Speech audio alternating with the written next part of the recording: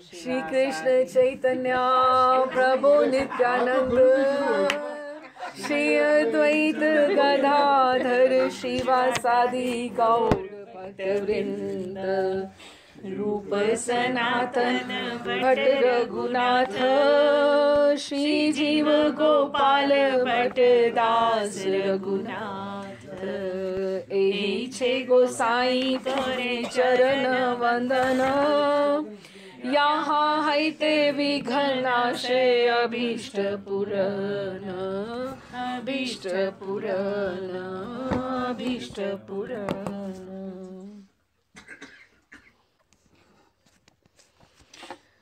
अच्छा जी, हम लोगों ने पिछली बार पढ़ा था कि मीरा मेड़ता मायके में आई हुई है ना, तो वहाँ से फिर आगे शुरू करते हैं कि नन्ही वो वीरम देव जी के साथ अपने जो हैं बावजी जो है बाव हुक्म है उनसे बात कर रहे हैं। मीरा कर रही है कि बिकॉज ही इज़ वरिड कि जो विक्रमादित्य जो राज्य कर रहा है तो वो बहुत अच्छे से नहीं कर रहा है। तो उन्होंने कहा कि सुना है बहादुर शाह गुजराती आक्रमण के लिए उतावला हो रहा है, सीमा की चौकियां ढीली हैं, उमराव रूठे हुए हैं। सुना तो ये भी है कि सामंत बहादुर शाह से छिपे छिपे मिल गए हैं, कि सारे के सारे जो है पूरा व्यवस्था सब ढीली है। तो मीरा ने कहा देखिए ये तो ढलती बलती छाया है, प्रभु को जो रुचे सो करे। इतने समय तक तो सिसोदियों का जो प्रताप था सूर्य मध्याह्न में था, मतलब दोपहर के समय सूर्य जैसे ऊंचा होता है तब था, अब वो नीचे ढल रहा है। कि जो चीज़ें ऊपर जाती हैं, संसार परिवर्तनशील है, वो नीचे वापस आती ही हैं, अब ढल रहा है। तो उन्होंने कहा कि नन्ही बीनी किसी की याद तो नहीं करती, नहीं बावजी हुक्म उनकी धाय साथ आई है, वो मेरे पास भी रहती है, फिर भी कभी कभी दादी सा के पास जाना है कहकर रोने लगती है। अपनी भाभी से कहो गिरिजा जो है भुआ वही उनके अधिक निकट रहे, उन्हें किसी भी वस्तु की कमी ना होने दे, क्योंकि वो उनको मायके से भी जानती हैं और इधर से भी जानती हैं। तो हम लोगों ने यहाँ तक पढ़ा था पिछली बार। अब मेड़ते में मीरा के आने से पुनः भक्ति भागीरथी उमड़ पड़ी। मीरा के दर्शन सत्संग के लिए जो चित्तौड़ जाते थे वो लोग लौटकर मेड़ता आने लगे। मेड़ते में श्याम कुंज आबाद हुआ, बहुत रौनक लगी, और मीरा को हालांकि सब परिवर्तनशील था, सब कुछ बदल गया था, लेकिन श्याम कुंज में फिर भी उसको अपनापन वैसा ही लगता था। मेड़ते से 1 वर्ष रहने के पश्चात मीरा ने पुनः चित्तौड़ पधारने के लिए प्रस्थान किया। पथ में मेवाड़ की सीमा जब वो वहाँ पे जा रही थी, पहुँच रही थी घर, उसकी सीमा पर दिखलाई दे रहे थे उसको उजड़े हुए गांव, जली और कुचली हुई खेतियाँ, जले हुए घर, सताए हुए मनुष्य और पशु, चारों ओर फैली हुई अराजकता, कि कुछ नहीं उसमें है। हालांकि ये चैप्टर्स ये वैसे मीरा के उसमें नहीं लिंक्ड है, लेकिन क्या है कि हमें पता लगेगा कि क्या है, क्या हिस्टोरिकल उस समय पोजीशन क्या थी और मीरा का कैरेक्टर के बारे में। चित्तौड़ से वो 4-5 कोस दूर रहे होंगे, तभी एक गांव के पास से निकलते समय उसे दिखाई दिया स्त्री बच्चों के रोने और चिल्लाने का स्वर। उस स्वर से आकाश गूंज रहा था। उन्होंने साथ के सरदारों से पूछा, मीरा ने, ये हल्ला कैसा है? संभवतः लगता है कोई मर गया है। सैनिकों के नायक ने निवेदन किया।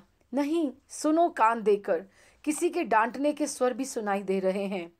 कहीं मालवे के मियाँ तो नहीं आ घुसे, कि जो लोग उमराव इधर उधर ये जो लग रहे हैं कि आक्रमण कर देंगे, कहीं वो लोग तो नहीं आ रहे हैं, हमारी सीमा के पास तो नहीं है, मालूम करो जाकर, ऐसे मत कहो। सरकार, अगर यदि है ऐसा तब भी हमें उनसे छेड़छाड़ नहीं करनी चाहिए। हमें अपनी चिंता नहीं है, पर हजूर वे किसी की मर्यादा नहीं मानते। मीरा ने कहा, अपनी रक्षा करना मैं जानती हूँ। मीरा ने आवेश के स्वर में कहा, आंखों से देखते हुए अत्याचार को या कुछ अगर जुल्म हो रहा है उसको मैं कैसे टाल दूं? तुम जाओ और अत्याचारियों को खदेड़ कर समीप की चौकी पर सूचना दो। सवारियां रुक गई सारी की सारी। सघन वृक्षों की ओट में, अब ये जो मीरा का कैरेक्टर इस चैप्टर में आ रहा है, it is very different. She is from a royal family, princess रही है, उसको कितना कुछ सीखा है उसने, और उसको कैसे। सघन वृक्षों की ओट में रथ, पालकी और कुछ रक्षक छोड़कर वे लोग गांव की ओर चले। शीघ्र लौटकर उन्होंने बताया कि बाहर के कोई लोग नहीं हैं, राज्य के अधिकारी कर उगा रहे हैं, कर लेने, टैक्स लेने वो आए हैं। उनके साथ गांव के 2 आदमी भी थे।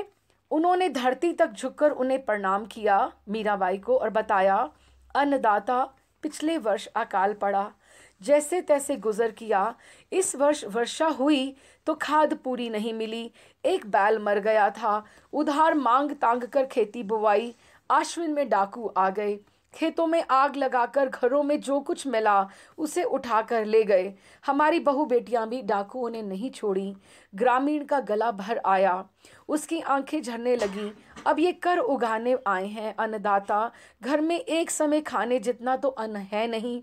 हमने कहा कि भगवान की कृपा हुई और अगली फसल अगर ठीक हो गई तो एक साथ पूरे वर्ष का कर चुका देंगे, किंतु ये तो मानते ही नहीं है। कहते हैं कि पैसा नहीं है तो था कि लुगाया और छोरा छोरी दे दो। उन्हें खींच खींच कर बाहर निकाल रहे हैं सरकार। हम गरीब कहाँ जाएं, किसे पुकारें, हमारा तो राम ही रूठ गया है, हमारा भाग्य का अस्त हो गया है। तभी महाना धनी कैलाश पधार गया कि हमारे राणा जी जो थे वो कैलाश पधार गए हैं, तो हमें ये सब जुल्म सहना पड़ रहा है कि राज्य का क्या हालत हो रही है, कि लोग कैसे भुगत रहे हैं। पहले इतना कभी हमने अन्याय अपने जीवन काल में नहीं देखा। मीरा का हृदय ये सब सुनकर कांप उठा, आंखें भर आईं। उन्होंने अपने सैनिकों को भेजा कि कर उगाने वालों को बुलाकर लाएं। उन्होंने लौटकर बताया कि वे तो मर्यादाहीन व्यक्ति हैं कि गाली गलौज करेंगे, आप रहने दो, आप बीच में नहीं पड़ो। हमें कहने लगे कि हम अपना काम कर रहे हैं, तुम कौन हो जो बीच में हमारा पांव अड़ा रहे हो, हम किसी मेड़तानी को नहीं जानते, जाकर कह दो कि हमें फुर्सत नहीं है, हमें अपना काम करने दो। क्या? मीरा रथ से स्वयं नीचे कूद गई। रथ में लगे हथियारों में से एक तलवार उसने एकदम से मयान से खींच ली। चलो, कहाँ है वो अन्यायी, हम खुद बात करेंगी। अरे अन्नदाता, आप ये क्या कर रही हैं? आप यहीं विराजें, हम अभी पकड़ के लेके आते हैं उनको, साथ के सरदारों ने हिम्मत जुटाते हुए कहा। नहीं नहीं, पधारे आप भी। राणा जी की नाक तले इतना अन्याय हो रहा है तो दूर की सीमाओं के ऊपर क्या क्या होता होगा। ग्रामीणों ने बताया कि मालवे के सैनिक 3-4 महीने आधमकते हैं, स्त्रियों को उठाकर ले जाते हैं और बच्चों को चीरकर छप्पर पर फेंक देते हैं। विरोध करने वालों को मारकर वे वापस भाग जाते हैं। मीरा से सुना नहीं जा रहा था। एक निश्वास छोड़कर उन्होंने सोचा, ऐसे राजा कै दिन टिकेंगे जो प्रजा के पेट को अन्न और आंखों की निश्चिंत नींद नहीं दे सकते। आगे जाकर देखा कि 15-20 आदमियों को उन्होंने बांधा हुआ था और एक और पटका हुआ था, मतलब उनके अपने राज्य के लोग, और उन्होंने अपने ही उनको ही लोगों को बांधा हुआ है। उनके घरों में से अन्न, बर्तन और पशु निकाले जा रहे हैं। 2 स्त्रियां रोती हुई मुख में तृण लेकर हाथ जोड़कर विनती कर रही थीं, जिन्हें वे लोग गालियां देते हुए ठोकरें मार रहे थे। बच्चे डरकर दीवार से चिपके खड़े हैं, बड़े हुए पेट, नंगे और भूखे। एक 20 वर्ष की बहू अपनी फटी साड़ी के घूंघट में हिचकियां लेते हुए रो रही थी। उसकी ओर देखकर एक कर्मचारी बोला, कर के बदले इसको दे दो तो दोनों फसलों की माफी हो जाएगी। ये सुनकर उसके पति ने कहा, तुम्हारे घर की बहू बेटी के लिए कोई ऐसी बात कहे तो तुम्हें कैसे लगे, कहकर तो देख। कहते हुए कर्मचारी ने उस बंधे हुए ग्रामीण को जूते समेत ठोकर मारते हुए कहा, ये स्वर्ग की अप्सरा तुम्हारे यहाँ कितने दिन टिकेगी? हम नहीं तो कोई और उठा के लेके जाएगा। क्यों ना ले जाए, तुम्हारे जैसे खेत को खाने वाले बाढ़ हों तो क्यों ना कोई इसे भी उठा ले जाएगा। मीरा आकर सामने खड़ी हो गई उससे बात करने के लिए, तो वे सभी सटपटाकर जैसे हैरान हो गए कि ये कौन आ गया। किसी किसी ने पूछ लिया, ये कौन है, कौन है, क्योंकि उसके हाथ में से तलवार थी। मेदपाट की महर्षि महाराज कुमार भोजराज की धनियाणी मेड़तानी जी सा पीहर से पधार रही हैं। तो मीरा ने गरज कर कहा, तुम्हारा नायक कौन है, कि who is the main head on you. वो आगे आया, चाकर सेवा में उपस्थित है सरकार। उसे लगा मानो सारे जीवन के पाप पुण्य के लेखे जोखे का निर्णय करने के लिए भगवती दुर्गा आज सामने खड़ी हो। वे हाथ जोड़कर कांपता हुआ वो बोला, ऐसे कर उगाहा जाता है? कहाँ से आई तुम्हारी ये रीत? तुम राज्य के रखवाले हो या राक्षस हो? हम तो अन्नदाता हुक्म के ताबेदार हैं। हुक्म देने वालों ने क्या ये फरमाया था कि पैसा ना हो तो उनकी स्त्रियों को उठा लाना, पशु और बर्तन ले आना और उन्हें मौत के मुंह में ढकेल देना? क्या ये बर्तन और स्त्रियां तुम राजकोष की पेटियों में बंद करने वाले हो कि घर ले जाने वाले हो? मुख से झड़ती गालियों की ये गंदगी, दूसरों की बहू बेटी की और ताकने वाली कुत्तों जैसी ये कुदृष्टि भी हजूर के हुक्म में मिली थी तुम्हें क्या? अरे अन्यायियों, जब मालवे और गुजरात के डाकू इन्हें लूटने के लिए आते हैं तब रक्षा करने आओ और अपना पराक्रम दिखाओ। मरे हुए पशु पर पड़ते गिद्धों की भांति तुम केवल चीतना ही जानते हो।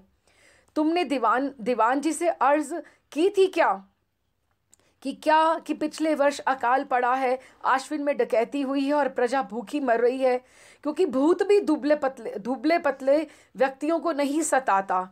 हाँ, और तुम देखो, राजा की आंखें तो कर्मचारी होते हैं। अगर आज यदि तुम ही ना बताओगे तो वे क्या जानेंगे कि प्रजा हमारी सुखी है या दुखी? साथ आई दासियां, सरदार और कर्मचारी मीरा का ये नया रूप देखकर सन्नाटे में आ गए। इस 24 वर्ष की आयु में उन्होंने किसी की और कड़ी दृष्टि से कभी नहीं देखा था। मेड़तानी सा को क्रोध आता है, ये बात तो उन्हें सपने में भी झूठी लगती थी। अन्नदाता, ये सब बातें निवेदन करने का अधिकार महामंत्री जी को है। हम छोटे लोगों की वहां तक पहुंच नहीं कहां तक हो पाएगी। यदि हम खाली हाथ लौटेंगे तो हमारी खाल उतरवा कर उसमें भूसा भरवा दिया जाएगा। कर्मचारियों के नायक ने हाथ जोड़कर निवेदन किया। तो इसलिए स्त्रियों को ले जा रहे थे। कर की राशि के स्थान पर उन्हें सरकार के सामने खड़ी कर दोगे क्या? एक बार अपने घर की बहू बेटी को ऐसे ले जाकर खड़ी करके देखो और फिर देखो तुम्हारे हृदय की क्या दशा होती है। और कुछ ना मिले तो इन गरीबों की आंते ही ले जाओ। कितना कर बाकी है इस गांव का? 700 रुपया सरकार। चंपा, मिथुला, गोमती, गंगा सब अपने गहने उतारो, मीरा ने आदेश दिया। दासियों ने तुरंत आज्ञा का पालन किया और उठाकर कहती हैं, हो गई तुम्हारे 700 रुपए के, और दे, उठा लो इनको। मीरा ने शांत हो अपने सदा के स्वाभाविक मीठे स्वर में फरमाया, राजा महलों में रहते हैं, तुम ही लोग उनके हाथ पांव और आंखें हो। जिस राज्य में प्रजा दुखी होती है वह राज्य कभी देर तक टिकता नहीं है। राजा प्रजा का नौकर होता है, उसे सुखी रखना राजा का धर्म और कर्तव्य है। तुम्हारी और हमारी भलाई इन गरीबों के सुख में निहित है। कर उगाने से पूर्व ये तो देख लो कि इनकी जीविका खेती पर कोई जोखिम तो नहीं है। वे धाया धाप्या रही ते राजे रो खजाना हो भर्यो पूरे लेवलो, कि अगर ये इनके पास अच्छा होगा तो हमारे भी खजाने कोष भरे रहेंगे, अगर इनके पास नहीं है तो राजा का भी सब नीचे ही नीचे जाएगा। उन्होंने कहा, कुछ ठहर कर उन्होंने कहा, दूसरों की बहू बेटी को अपनी बहू बेटी समझो। जहाँ गौ और गौरी स्त्री सताई जाती है वहां भगवान का क्रोध निश्चित है। ईश्वर ने जीभ और आंखें दी हैं तो इन्हें सत्कर्म में लगाओ। अंत में मरकर अपने बाप को क्या उत्तर दोगे? अमरता का पट्टा तो लिखवा के आए नहीं हो तुम। उस दिन यहाँ के सब व्यापार ब्याज समेत चुकाने पड़ेंगे जो यहाँ सब कर रहे हो। ये बात ध्यान में रखकर चलो। धन और यौवन पाहुने हैं, मीन्स मेहमान हैं। इन्हें पाकर अपने पांव मत उठा लो धरती से। सबने मीरा के पांव पर सिर रखकर क्षमा मांगी और आगे कुकर्म ना करने का वचन दिया। अपने साथ आए सेना नायक को उन्होंने आज्ञा दी, बाजी सा प्रत्येक घर के हिसाब से इन्हें 200 और बालकों को प्रत्येक को 4 आने दे दीजिए। कि मीरा ने कहा जो सब घर जितने थे सबको 200 दे दिए जाए और बच्चों को भी पैसे दे दिए जाए। गांव के लोगों के मुरझाए हुए मुख कमल खिल उठे। स्त्रियां समीप आकर पांव पड़ने लगी और पुरुषों ने प्रणाम के लिए धरती पर सिर रखे। पुरुषों से कहा, भगवान पर भरोसा रखो, डाकू आ जाएं तो सब मिलकर सामना करो। लुट पिट कर जीवित रहने से तो लड़ते हुए मर जाना अच्छा है। अपनी रक्षा आप करना सीखो। राजा कहाँ कहाँ उपस्थित रह सकता है। मीरा ने स्त्रियों की ओर दृष्टि फेरी। तुम दुर्गा और चामुंडा का स्वरूप हो, बिना मन के तुम्हें कोई कैसे हाथ लगा सकता है।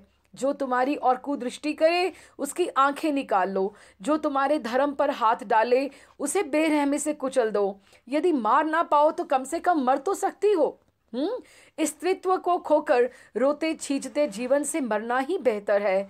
पापियों के हाथ में पड़ने से पूर्व ही देह छोड़ दो। मन में दृढ़ता और भगवान पर भरोसा हो तो असंभव कुछ भी नहीं है। तुम्हें लूटने वाले तो बहुत हैं और बचाने वाला कोई दिखाई नहीं देता। औरों के भरोसे मत जियो, पराये का मुंह कब तक ताकती रहोगी। चित्तौड़ पहुंचने से पूर्व ही उनकी ख्याति मीरा की वहां पहुंच गई, कि रिपोर्ट पहले पहुंच गई कि पार क्या क्या हुआ है।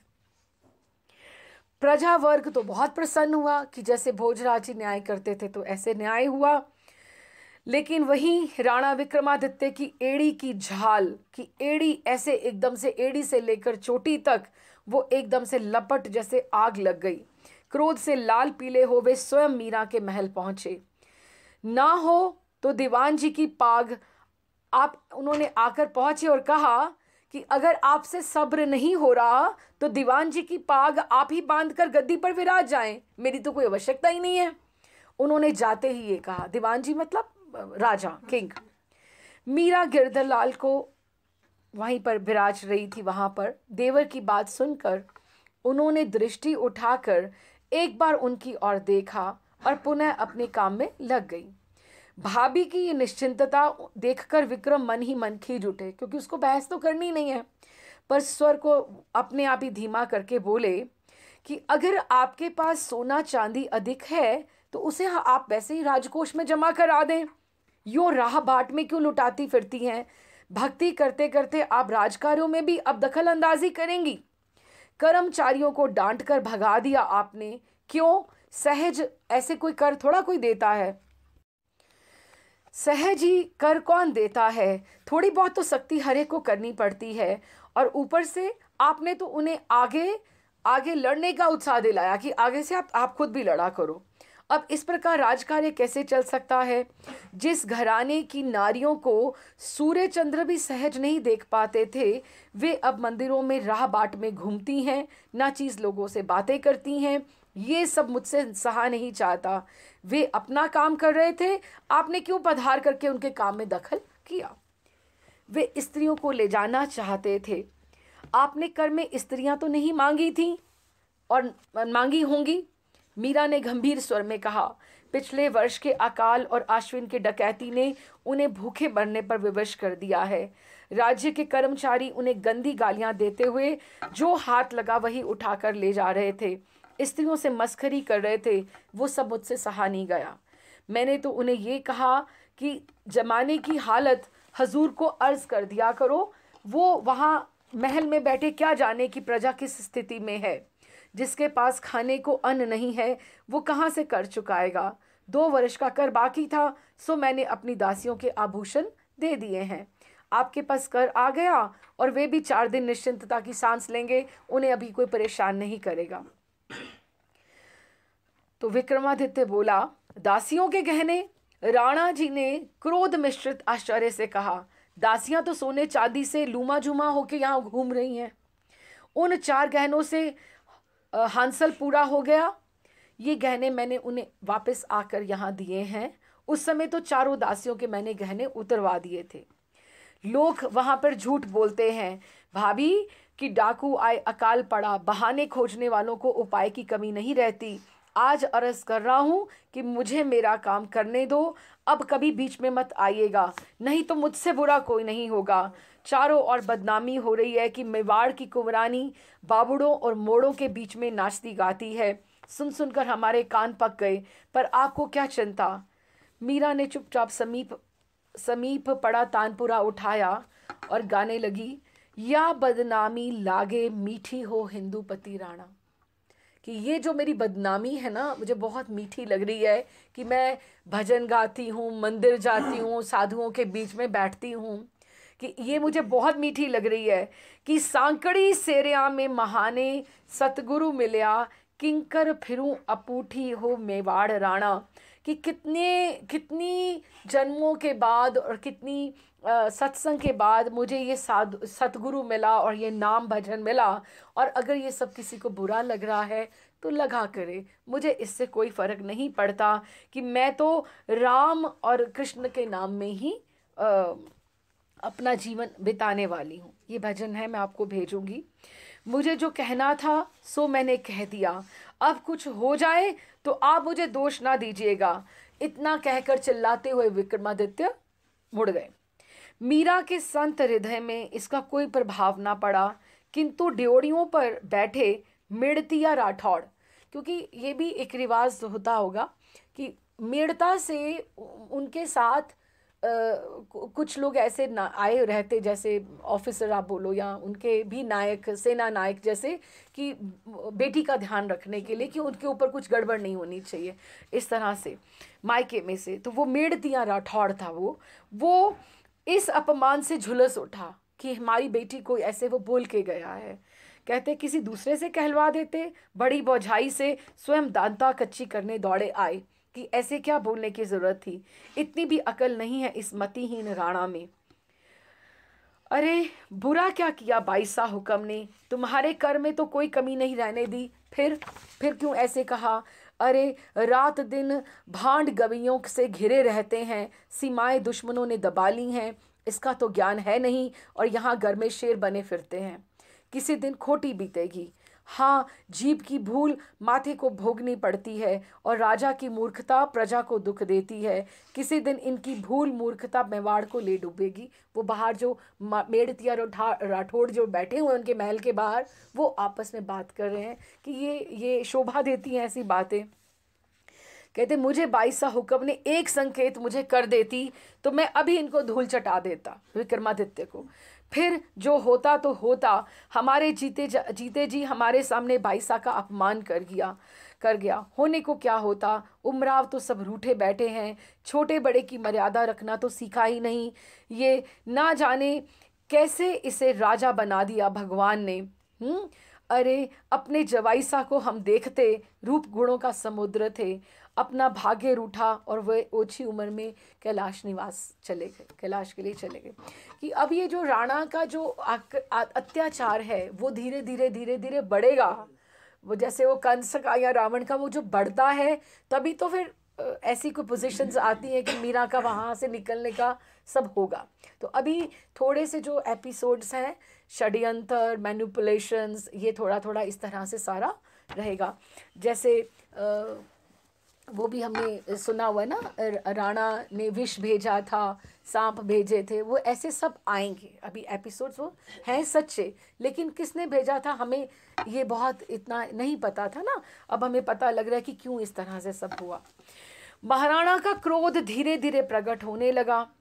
एक दिन दासियों के साथ उदय कुंवर बाईसा ने आकर मीरा से कहा, भाभी महाराज, श्री जी ने आपकी सेवा में ये दासियां भेजी हैं। उसको लगा कि मैं कुछ अंदर भीतर से ही ना इसको मरवा दूं, पता ही नहीं लगेगा, मीरा को ऐसे ही मरवा दे। तो उसने अपनी दासियां भेजी कि ये दासियां उदा लेकर आई उन्हें। मीरा ने कहा, उदा बाईसा, मेरी सेवा ही क्या है, मेरे पास तो एक दो ही पर्याप्त है, यहाँ तो पहले से ही अधिक है, कितनी सारी हैं।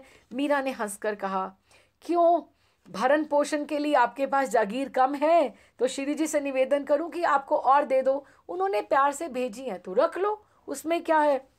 अरे नहीं, कृपा है प्रभु की, लाल जी सा ने भेजी हैं तो छोड़ पधारो, यहीं रह लेंगी, कोई बात नहीं। 15-20 दिन के पश्चात ही मीरा की जो खास दासी थी मिथुला, सबसे जो हमने क्वेश्चन है जो पीछे पड़ा, मिथुला की सारी देह में दाह उत्पन्न हो आया, उसको कुछ निकल आया।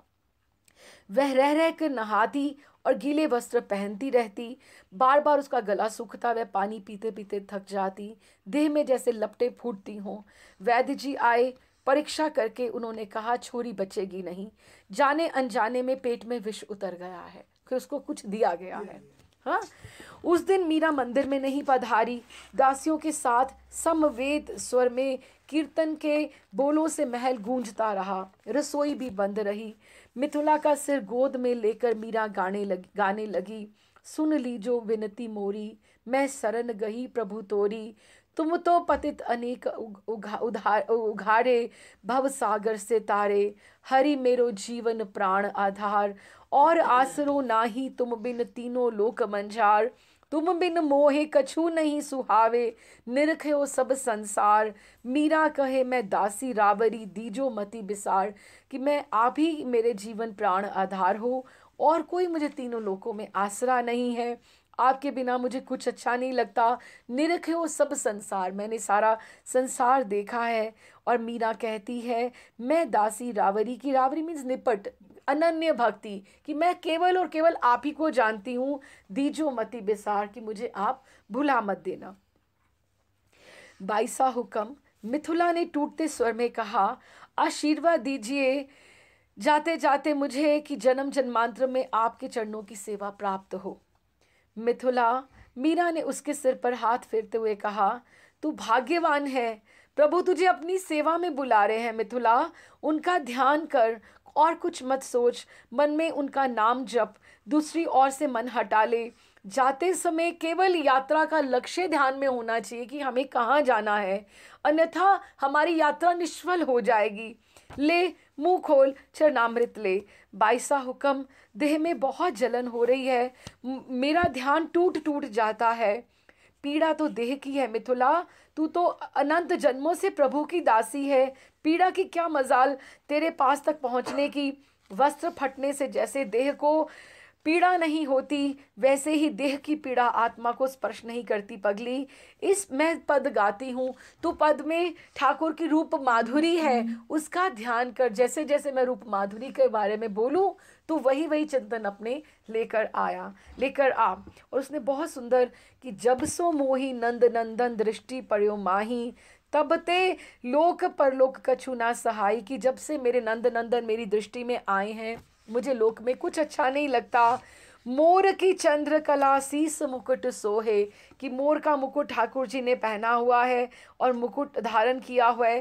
केसर को तिलक भाल तीन लोक मोहे, ठाकुर जी का जो तिलक है तीनों लोकों से सुंदर लग रहा है। कुंडल की झलक अलक कपोलन पे छाई,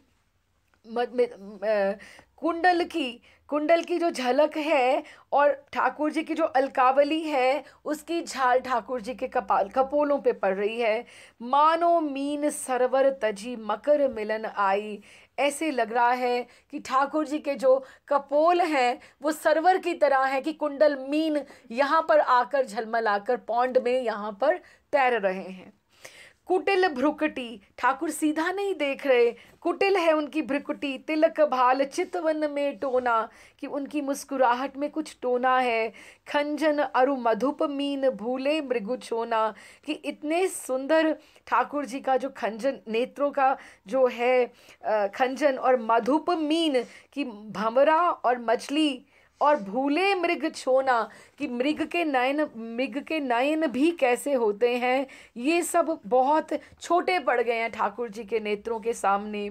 सुंदर अति नासिका सुग्रीव तीन रेखा, ठाकुर जी की ग्रीवा उसमें से 3 रेखा। नटवर प्रभु भेष धरी रूप अति विशेषा, और प्रभु का नटवर नृत्य करता हुआ स्वरूप है, रूप अति विशेषा, बहुत सुंदर रूप है। अधर बिंब अरुण नैन मधुर मंद हासी, कि ठाकुर जी के जो अरुण अधर जो है बिंब के फल की तरह बहुत सुंदर हैं, और नैन मधुर मधुर मधुर मंद हासी, मधुर मीठे नैन और मंद मंद वो मुस्कुरा रहे हैं।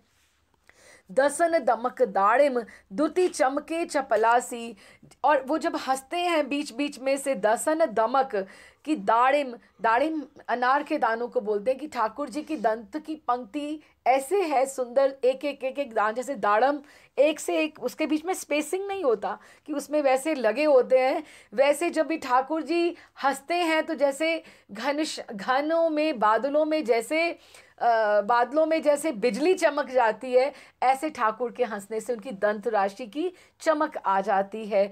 चमके चपलासी, चपला मीन्स दामिनी, लाइटनिंग।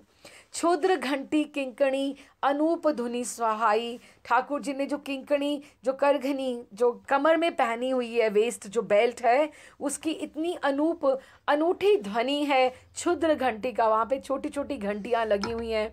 गिरधर के अंग अंग मीरा बलि जाई, गिरधर के अंग अंग मीरा बलिहार जा रही है कि वो कितना उनकी रूप माधुरी है। गोद में वो लिया हुआ, उसके लिए वो ये सब गा रही है। तो जय जय जय श्री कृष्ण, जय श्री कृष्ण, मिथुला के प्राण पिंजर छोड़ गए। चंपा, चमेली, गोमती और मंगला आदि दासियों ने अपनी स्वामिनी के और मिथुला के जाने के बाद जैसे घेरा बना लिया कि उनको, मिथुला की मृत्यु ने उन्हें पुकार कर कह दिया था कि जो आई हैं दासियां ये कैसी हैं। उनका बस चलता तो उन्हें ड्योढ़ी में ही प्रवेश ना करने देती, किंतु बाईसा तो फरमाती हैं कि जो आवे उसे आने दो और जो चाहे जाना चाहे उसे जाने दो। एक दिन चंपा मीरा के बिछौने समेट रही थी। उसने देखा कि चद्दर के नीचे कांच के टुकड़े बिछे हुए हैं। उसका हृदय उछलकर मुंह को आ गया। दौड़ती हुई वह भीतरी महल में पहुंची। मीरा भीतर थी। उसने विकलता भरे स्वर में पूछा, बाईसा बाईसा हुक्म।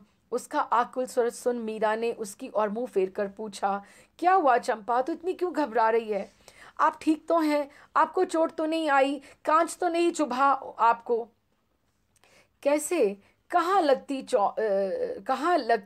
चोट मुझे और कहाँ से कांच मुझे चुभ जाते? दिन में ही कोई सपना देख रही है तू? मीरा ने हंसकर कहा। उनकी बात सुनकर अनसुनी करके चंपा ने उसकी अच्छे से पीठ, पैर, हाथ अच्छे से देखे। फिर आश्वस्त होकर आंखों में आंसू लिए भरे कंठ से बोली, देखो आकर आपके बिछौने में जहां आप रात्रि में आपने शयन किया, कांच की कितनी किरचें बिछी हुई हैं। रात को पौड़ते समय तो चुभी होंगी आपको। मुझे तो कुछ नहीं चुभा चंपा। प्रभु के साथ जब मैंने पलंग पर पांव रखा तो बिछौने पर तो फूलों के चित्र बने हुए थे। तू मत घबरा, मेरे प्रभु की लीला का पार नहीं है, बड़े कौतुकी है मेरे नाथ। तू जा, तू मेरी चिंता मत कर, तू अपना काम कर। तो रात का बिछौना किसने संवारा था? मैंने, गंगा ने आकर बोला। इसके बाद रामुड़ी, राजूड़ी, गुलाबी, भूरी, इनमें से कोई भीतर गई थी क्या? नहीं, पर हाँ गुलाबो गई थी पालो रखवा, पानी की झाड़ी रखने के लिए। क्या वो तू नहीं रख सकती थी क्या? हिया फूटी, वह पानी में कुछ मिलाकर भी आई होगी। जा, वो जाकर धोने के बहाने से वो कलशी फोड़ दे कि उन्होंने कह दिया कि सारे काम हमें मीना के खुद ही करने हैं। अब इन चारों को बाहर ही बाहर, झाड़ू बुहारी, जाजिम झड़कने, बर्तन मांजने और भीतर ड्योढ़ी के पहरे पर ही रखो। चमेली ने कहा, कोई भीतर में मीरा के पास नहीं आएगा। और ये जो भूरका है ना, जरूर कोई टोटका टमना जानती है। देखो ना उसकी आंखें कैसी लाल लाल रहती हैं। गोमती ने कहा, कुवरानी सा कह कह कर आगे आगे खिसकती जाती है। बाईसा हुक्म तो नितांत भोली हैं, वो हरे को भीतर आने देती हैं। नहीं नहीं, बाईसा हुक्म के सब अब काम हम ही करा करेंगी। उन्होंने सारे कार्य अपने आप बांट लिए। मेड़ते से आए श्री गदाधर जी जोशी का भी 1 वर्ष के पश्चात देहांत हो गया। एक एक करके मीरा के जो सारे बाहरी अवलंब थे वो टूट रहे थे। अब श्री जोशी जी के बेटे मंदिर में भगवान की पूजा अर्चना करने लगे।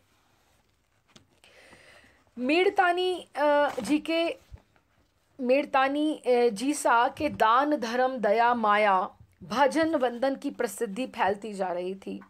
महाराणा विक्रमादित्य ने बहुत प्रयत्न किया कि उनका सत्संग छूट जाए, किंतु पानी का जो बहाव होता है और मनुष्य का जो उत्साह होता है उसको कौन रोक पाता है। सारंगपुर के नवाब ने मीरा की ख्याति सुनी और वे अपने मन को रोक नहीं पाया। सारंगपुर का नवाब मुस्लिम था तो वो अपने आप को रोक नहीं पाया। यद्यपि महाराणा रतन सिंह के समय संधि वार्ता हो चुकी थी, परंतु अब महाराणा विक्रमादित्य राजगद्दी पर आसीन था। कि सारंगपुर का नवाब जब भी उसने रतन सिंह के साथ उसका अच्छा जमता था, लेकिन था तो वो मुस्लिम और विक्रमादित्य का स्वभाव सबको पता था, तो वो ऐसे ऐसे तो नहीं कोई काम कर सकता था। वो नहीं पता था उसको कि वे कब क्या कर उठे, इसका कोई ठिकाना नहीं था। अतः उसको संगीत में रुचि थी, तो वो वेश बदलकर अपने वजीर के साथ मीरा के दर्शन करने के लिए हाजिर हुआ। एक दिन दो सवार किले की चढ़ाई पर चढ़ रहे थे। उनके घोड़े कीमती और पानीदार थे, बढ़िया। हिंदू वेश में होते हुए भी उनकी तेजस्वी मुख मुद्रा बतला रही थी कि वे बड़े घर के हैं। मीरा भाईरो मंदिर मंदिर क्या कहाँ है? उन्होंने मालवी भाषा में पूछा। थोड़ा आगे जाए रे, दाएं हाथ जाओ। मालवारा हो? पथ बताने वाले ने पूछा। कहकर वे दोनों आगे बढ़ पड़े। मंदिर के सामने चंदोवा तना हुआ था, जिसके नीचे कई स्त्री पुरुष बैठे हुए थे। भीतर सभा मंडप भी भरा हुआ था। दोनों सवारों ने जहां अन्य लोगों के घोड़े और ऊंट बंधे हुए थे, वहीं अपने घोड़ों को बांधकर मंदिर में प्रवेश किया। किनारे किनारे चलकर वे साधु संतों के पीछे बैठ गए। मीरा निज मंदिर के बाईं ओर विराजित थी। मंदिर और इधर वो बाईं ओर थी। घूंघट न होते हुए भी, जो सिर की घूंघट नहीं था उसका बहुत, लेकिन जो सिर की साड़ी जो थी वही इतना माथे तक ढका हुआ था कि उसका सारा फेस दिखाई नहीं देता था। तक का ललाट ढका हुआ था, माथा आंखें ढकी हुई थी। उनके सामने तानपुरा रखा हुआ था। पीछे थोड़ी जगह छोड़कर 4 दासियां बैठी हुई थीं। चंपा अपने हाथ में पोथी और कलम लिए हुए थी। मंडप में बहुत से लोग भजन लिखने की सामग्री लिए हुए बैठे हुए थे कि जैसे ही वो गाएगी सब लिखेंगे। निज मंदिर में जोशी जी भगवान का श्रृंगार करा रहे थे। पर्दा खोलते ही सब लोग उठ खड़े हुए। बोल गिरधर लाल की जय, सांवरिया सेठ की जय, ब्रिजराज कुंवर की जय, छोगाला छैला की जय की ध्वनि मंदिर से उठकर महलों से टकराती और गगन में गूंजती हुई राणा जी के कान में पड़ी। एकदम से उन्होंने दांत पीसकर तलवार की मूठ पर हाथ रखा। अब जैसे शंख बजे तो दर्शन खुल जाते हैं, तो किसी के मन में तो हो कि मैं भी जाऊं और दर्शन कराऊं, और उसका हाथ एकदम से तलवार के मुठ पर गया, एकदम गुस्से से कि दर्शन खुल गए, लगता है कि यहाँ सब आनंद मना रहे हैं। उन्होंने दांत पीसकर तिल मिलाने लगे और इधर मीरा ने तानपुरा उठाया। महारा औलघिया घर आया जी, तन की ताप मिटी सुख पाई, हिलमिल मंगल गाया जी। ये भी भजन मेधा की आवाज में है, भेजूंगी मैं आपको। चंपा के साथ ही जैसे ही वो गा रही थी, देखो ना, सब भक्तन का कारज कीना, सोई प्रभु मैं पाया जी, कि जिस प्रभु ने सबके कार्य किए हैं ऐसा ही प्रभु मैंने पाया है। मीरा विरहणी शीतल होई, दुख द्वंद दूर नसाया जी, कि मेरा दुख दर्द सब मीरा विरहणी को शीतल कर दिया और ठाकुर जी आए हैं। चंपा के साथ ही साथ कईयों की कलमें कागज पर चलने लगी। मधुर राग स्वर की मोहिनी ने घूम घूम कर लोगों के मनों को भी बांध लिया। एक तो वो वातावरण, मंदिर को की चढ़ाई है, वो जो घोड़े आ रहे थे ऊपर ऊपर, जाते जाते चढ़ाई पे पूछ रहे ऊपर होगा कहीं, जो लोग गए हैं, मैं तो गई नहीं, मुझे जाना है एक बार। तो वहाँ पर दर्शन, वहाँ पे और सब वातावरण खुला सा, जैसे मैं इमेजिन कर रही हूँ कि वहाँ पर बहुत सुंदर वातावरण, और सबके हृदय में एक ही मन में पूरा का पूरा वो फैला हुआ। मीरा के हृदय का हर्ष फूट पड़ा था वो भजन में। भाव आवेग से उसकी बड़ी बड़ी पलकें मुंद गईं और तारों पर आंसू की बूंदें मोतियों की बांती दमक उठी। कि वो जो तानपुरा वो बजा रही थी उसके ऊपर आंसू गिर रहे थे। ये तानपुरा वही था जो उसको उन्होंने दिया था, रैदास जी ने, गुरु जी। रागिनी, मैंने वो उधर देखा है, वो जो मंदिर का उन्होंने दिखाया है उसमें रैदास जी का भी एक साइड पर स्थान बना हुआ है, वहाँ पे उन्होंने अपने गुरु जी का भी स्थान बनाया हुआ है। रागिनी धीमी होती हुई ठहर गई। सभी के मन धुली हुई आरसी की बांति, आरसी माने दर्पण, मिरर की तरह स्वच्छ उजले हो चमक उठे। शांति होती कैसी है, पीस, आनंद क्या होता है, ये बहुत से लोगों ने आज ही जाना। शाह सारंगपुर का जो नवाब था वो तो अपनी देह की सुध बुध भूल गया। भजन पूरा होने पर भी उसकी आंखें इतनी आनंद से भर गईं कि वो खुल नहीं पा रही थी। सुख और शांति का समुद्र जैसे हृदय में हिलोरे ले रहा था। नैन मुंदे हुए, रोम रोम उत्थित, और उसका उसका रुद्ध कंठ, ऐसा अनुभव उसे पहली बार आज तक नहीं हुआ था। एक साधु ने गदगद कंठ से कहा, थोड़ी कृपा और हो जाए कि आप थोड़ा और गाइए।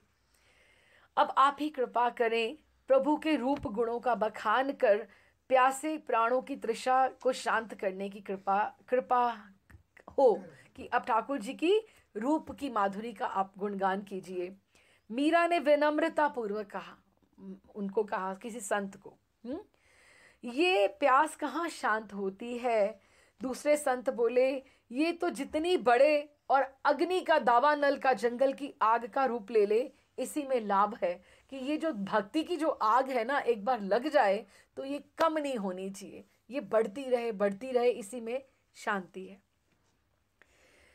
तो मीरा ने फिर एक गाया, ब्रिज को बिहारी मारे हिवड़े बस्यो छे, कि जो वृंदावन का जो बिहारी है मेरे हृदय में बसा हुआ है। और कैसा है, क्योंकि रूप माधुरी की बात करिए, आपने देखा यहाँ पे राधा रानी की कोई बात नहीं हो रही है, वो ठाकुर की रूप माधुरी, ठाकुर की करुणा, ठाकुर की ही सब बातें हो रही हैं। हाँ, और उसके साथ उसके जो ठाकुर जी भी वहाँ पर भी हैं, ठाकुर जी भी जो हैं उनके साथ राधा रानी का विग्रह नहीं है, ठाकुर जी अकेले हैं। ब्रिज को बिहारी मारे हिबड़े बस्यो छे, कटी पर लाल काचनी, कि ठाकुर जी ने कटी के ऊपर, कमर के ऊपर लाल पीतांबर पहना हुआ है। काछे हीरा मोती वालो मुकुट हरे ओछे, और धरे ओछे, हीरे और मोती वाला मुकुट पहना हुआ है। गही रहे डाल कदम्ब की ठाड़ो, कि और हाथ से कदम्ब की डाल ऐसे पकड़ी हुई है।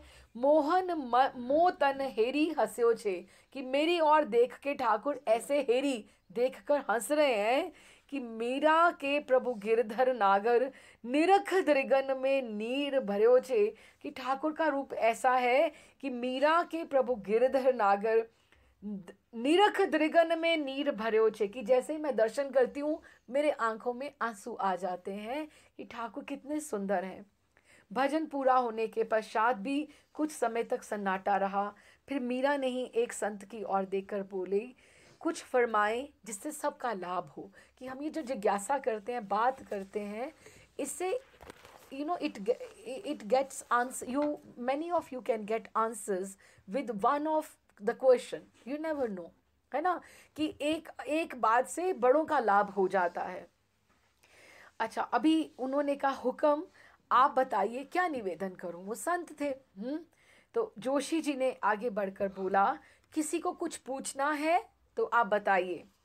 तो किसी ने कहा, एक व्यक्ति ने पूछा कि गुरु कौन होता है, कहाँ मिले और कैसे मिले, उन्होंने पूछा। तो ये संत ने, फिर सत्संग हो गया ना, संत ने फिर कहा, गुरु कहाँ और कैसे मिले इसका कोई निश्चित उत्तर नहीं है।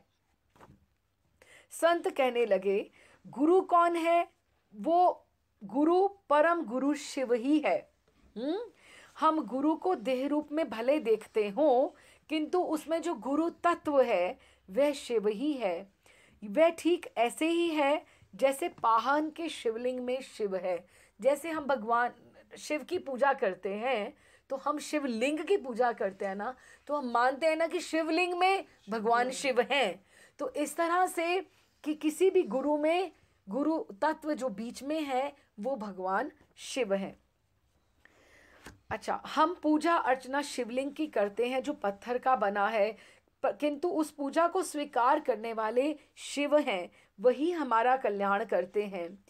गुरु की जो पांच भौतिक देह है, जो पांच भौतिक किसी भी गुरु की देह हो, पूजा भक्ति श्रद्धा का वो माध्यम तो है, किंतु उपदेश देने वाला या प्रसन्न रुष्ट होने वाला शिव ही है।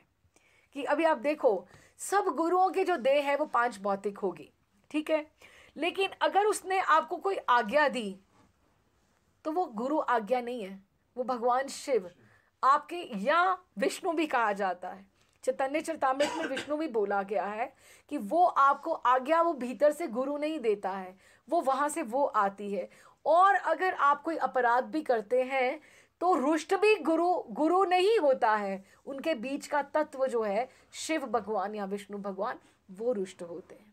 तो इसीलिए उनको गुरु की देह अलग है और भक्ति श्रद्धा का वो माध्यम जरूर है, लेकिन उनको उपदेश करने वाला या प्रसन्न होने वाला या रूठने वाला वो शिव ही है। अब प्रश्न है कि गुरु मिले कैसे? शिव तो सर्वत्र है ना, सब जगह है। यदि सचमुच आपको आवश्यकता है, अगर आपको आवश्यकता है, अगर आपका समय आ गया है, आतुरता है, अगर आपको व्याकुलता है, घबराहट है आपको कि आज आपको मिलना ही चाहिए, तो वो किसी भी स्वरूप में आपको मिलेंगे, इसमें संदेह नहीं है। अब घर बैठे हमें मिल जाएंगे या हमें खोज करनी पड़ेगी, ये भी उन्होंने फिर पूछा। गुरु की आवश्यकता जैसे महसूस होने पर अगर आप चाहोगे भी तो आप बैठ नहीं पाओगे, आप किसी ना किसी बहाने से आप इस तरह से इधर उधर आप ढूंढोगे। जो खोज कर सकते हैं वो अपनी समझ से अपने क्षेत्र में खोज करेंगे कि जहां उनकी नजर जाएगी दौड़कर देखेंगे कि हमारे गुरु कौन हो सकते हैं।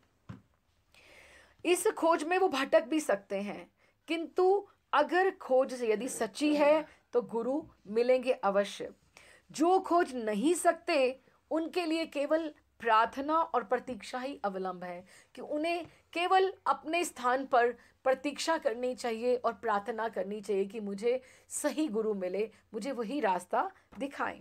उन्हें वही उपलब्ध होंगे, वही उपलब्ध हो जाएंगे, वही उनके पास आ जाएंगे। किस रूप में आएंगे ये नहीं कहा जा सकता, किंतु उनका मनोरथ अवश्य पूरा होगा। अब रही बात ये कि कैसे पता चले कि ये संत है, गुरु है, कि ये हैं कि नहीं है, कि ये संत है कि गुरु हैं, कि आम भी तो सेंट हो सकते हैं ना, है ना। तो जिसके सानिध्य समीप्य से, जिसके पास आने से आपको अपने इष्ट के हृदय में अपने आप स्फूर्ति हो, वो तो संत है, ठीक है ना। जिससे अपनी इष्ट की स्फूर्ति हो और भगवान नाम सुनकर जिसका हृदय द्रवित हो जाए, वह है साधक। कि जहाँ किसी का भगवान का नाम सुना और आपका हृदय एकदम से द्रवित हो जाए, तो वो ही अच्छा, वो डिवोटी है। ये आवश्यक है कि अपनी रुचि का इष्ट और अधिकार के अनुरूप गुरु होना चाहिए, अन्यथा लाभ नहीं हो सकता। कि जो आपके इष्ट हैं और आपके गुरु के इष्ट एक ही होने चाहिए, नहीं तो आप हेवे चले जाएंगे। आपको पहले अपने इष्ट का चयन करना चाहिए, फिर आप, तो उन्होंने कहा तभी लाभ होता है कि अगर आप इष्ट, आपका रुचि हो आपकी उस कार्य में, ठीक है। अभी तक ये जब सब बातें हो चुकी तो वो भजन का थोड़ा असर कम हो गया था तब तक। तो सारंगपुर का वो जो शाह था, नवाब था, उसका अपना आप उसने संभाल लिया था, अपने आप को बैलेंस आउट किया और वे अपने साथी के साथ खड़ा हो गया और धीरे धीरे सम्मुख जाकर हाथ जोड़कर गदगद कंठ से बोला। देखो शब्द कितने अच्छे हैं, बोल रहा पर उर्दू में बोल रहा है, अब सब पता लग जाएगा ये कौन है, चाहे वो हिंदू वेशभूषा में आए हैं।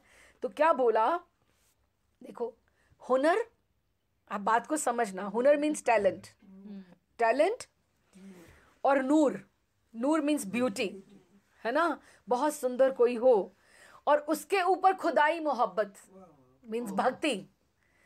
ये सब एक साथ एक जन्म की बात नहीं हो सकती, जहां नहीं, एक जगह नहीं मिल सकती। कि कोई सुंदर भी हो, हम लोग सब सोचते हैं कि हम भक्ति करें, भक्ति के लिए प्रवृत्त होना, भक्ति के ट्रैक पर आना, ये कभी भी एक जन्म का कार्य नहीं होता। और जिसमें टैलेंट हो, जो गा सकता हो, नृत्य कर सकता हो, किसी भी आर्ट में आगे हो, कलावंत हो, हुनर, वही तो हुनर है ना, टैलेंट, क्योंकि गॉड गिफ्टेड यही चीज़ें होती है ना, उसमें हुनर हो। तो अपने में, हमारे में अगर कोई पोटेंशियल है, अगर हम कुछ कर सकते हैं तो उसको हमें ज़ाया नहीं करना चाहिए, उसको वेस्ट नहीं करना चाहिए। क्योंकि ये एक जन्म की तपस्या नहीं हो सकती कि हम ऐसे परिवार में हमने जन्म लिया कि हमें अच्छे संस्कार मिले और हम एक अच्छे रास्ते पर चल रहे हैं, या हमें ठाकुर की भक्ति के बारे में पता लग रहा है, ये कहीं ना कहीं से कोई ना कोई ये ऐसी पजल है जैसे कि ये आपको कहीं ना कहीं ये फिक्स हो रही है कि धीरे धीरे मोहरे चल रहे हैं। तो आपको नहीं, अभी नहीं समझ आ सकती, आपको बाद में जाके हमें पता लगता है कि हम कहाँ से क्या किसको मिला और कहाँ से हम मिलते हैं। महर्षि भी कहते हैं कि तुम्हारा, और महर्षि बहुत, इवन राधा गोविंद महाराज ने भी ये बोला, इवन मैंने अपने महर्षि से भी सुना है कि भारतीय होना, हिंदू होना, तुम्हारे में संस्कार होना, ये तुम्हारा एक दायित्व बन जाता है। इवन प्रभुपाद ये कहते थे कि दायित्व है कि तुम दूसरों को प्रेरणा, कि ये जो चीज़ें हैं, हुनर और नूर और ऊपर से खुदाई मोहब्बत, अब ये एक जन्म, देखो कोई सुंदर हो और उसमें टैलेंट भी हो और फिर भक्ति भी हो, ये तीनों चीज़ें एक साथ एक जन्म में नहीं मिलती। और जिसके पास है उनको आगे भला करना चाहिए, उनको आगे बढ़कर आगे करना चाहिए। तो वो उसने ऐसे बोला और उसने कहा, आज आपका दीदार करके और खुदा का ऐसा करिश्मा देखकर, क्योंकि you are simply a miracle है, खुदा का करिश्मा देखकर ये नाचीज सुरखरू हुआ। अब उसकी जुबान तो उर्दू में उसने बोलना था, सुरखरू मीन्स वेरी हैप्पी, हाँ, ग्लैड।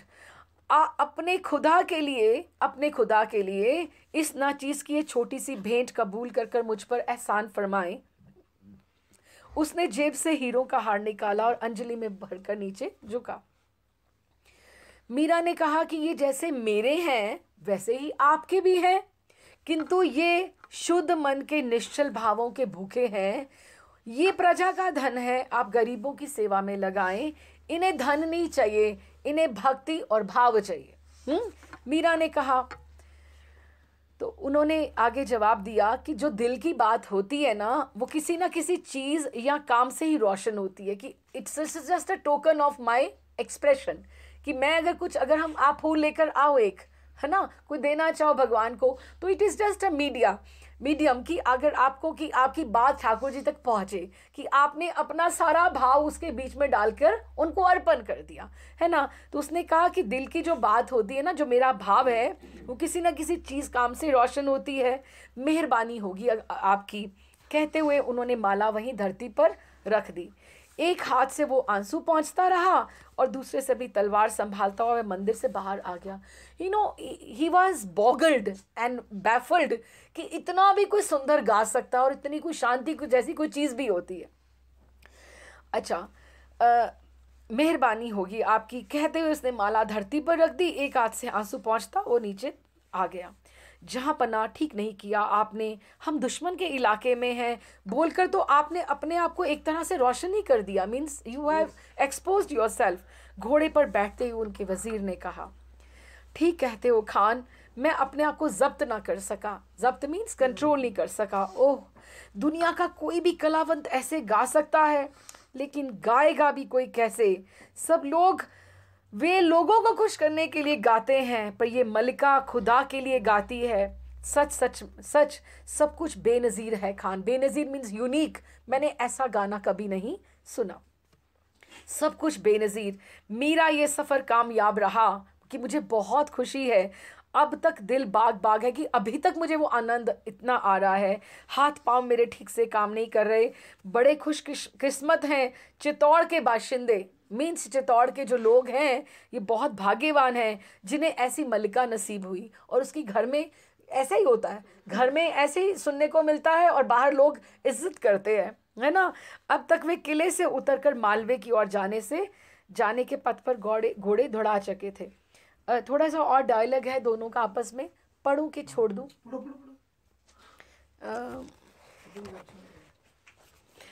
ठीक फरमाते हैं खुदाबंद, वजीर ने कहा, लेकिन ये राजपूत खुदा जाने किस फौलाद से बनाकर भेजता है उन्हें ज़मीन के ऊपर।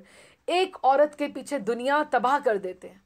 कि राजपूत जो होते हैं, एक है हिस्टोरिक बात है ना, क्यों भूलते हो खान कि उनकी औरतें भी तो ऐसी हैं कि गैर मर्द के हाथ में पड़ने के बदले जिंदा आग में जल जाना पसंद करती हैं। ये मुसलमान से ही बात आ रही है कि उनकी औरतें कितनी बुलंद होती हैं, और अगर ऐसी औरतों के लिए, उनके सतीत्व के लिए अगर वो लड़ जाते हैं तो वो कैसे होते हैं। आग ना मिले जैसे भी तो वो खुदकुशी कर लेती हैं। अब ऐसी औरत के पीछे अगर दुनिया भी तबाह करनी पड़े तो कौन सी बड़ी बात है। शाह ने हंसकर कहा, बजा फरमाते हैं हजूर, इस मामले में हम मोमिन खुशकिस्मत हैं। हमारे यहाँ आदमी औरत की इतनी बंदिशें नहीं हैं कि जितनी भी चाहे मर्जी हम औरतें रख सकते हैं। बंदिशों से कोई नहीं बंधता खान, ये तो मोहब्बत और दिल में उतरने की बात है। तुम जानते हो कि किसी किसी हिंदू राजा के यहाँ कोई कोई औरतें खाविंद के रहते हुए भी बेवा की जिंदगी बसर करती हैं, है ना, क्योंकि बेवा मतलब विधवा की तरह रहती हैं, फिर भी वो दूसरे के यहाँ जाना पसंद नहीं करती हैं। इतना ही नहीं खान, उस फक्त नाम के खाविंद के ऊपर मर जाने, खाविंद मीन्स हस्बैंड, की मर जाने के साथ उसकी लाश के साथ खुशी खुशी जिंदा जल जाती है। कितनी रानियां होती थी, एक राजा की डेथ हुई, उसकी सारी रानियां वो उसकी चिता में मर जाया करती थी वहाँ पर राजस्थान में। It use to be a tradition. लाश के साथ खुशी खुशी जिंदा जल जाती हैं। मुझे तो ये सब सोचकर ही दहशत होती है। हिम्मत कितनी है इन औरतों में, हिम्मत और दिलेरी तो उनकी विरासत है। खुदाबंद, खुदा झूठ ना बुलवाए, कोई राजपूत तो माथा कट जाने पर भी शमशीर चलाते रहते हैं। या अल्लाह, तौबा तौबा की मैंने बड़ी बार देखा है कि माथा भी कट जाता है लेकिन उनके हाथ से उनका वो तीर चलते रहते हैं। कि राजपूत बहुत माने जाते हैं, ब्रेव। हाँ हजूर, मैं उस मलका की बात कर रहा था, कहीं हमारी मुलाकात की सज़ा कहीं उसे ना भुगतनी पड़ जाए। हजूर की बोली से वहाँ लोग बैठे लोग तो जान ही गए होंगे कि हम मुसलमान हैं, और उस हीरे की कंठी ने हजूर का रुतबा भी रोशन कर दिया होगा। रुतबा मीन्स डेजिग्नेशन, क्योंकि हीरे की कंठी अब कौन दे सकता है ऐसे। हमको जल्द से जल्द अपनी सरहद में पहुंच जाना चाहिए। ये लोग अपने औरत का गैर मर्द से बोलना तो अलहदा रहा, किसी की नज़र पड़ना भी गंवारा नहीं करते। लेकिन खान, वहाँ तो बहुत आदमी बैठे थे। हाँ खुदाबंद, लेकिन वो केवल वो आदमी नहीं थे, या तो वो खुदा के दीवाने थे, फ़कीर साधु लोग थे। आप उनको ऐसे नहीं कह सकते। वो खुदा के दीवाने फ़कीर थे या फिर तीर्थ यात्री थे। एक दूसरे का मुल्क का शाह जो दूसरा धर्म का हो, और वो भी दुश्मन, हम जैसा वहाँ कोई और नहीं था। आप जानते हैं ना, हिंदू अपने मंदिरों में किसी विधर्मी को घुसने भी नहीं देते हैं।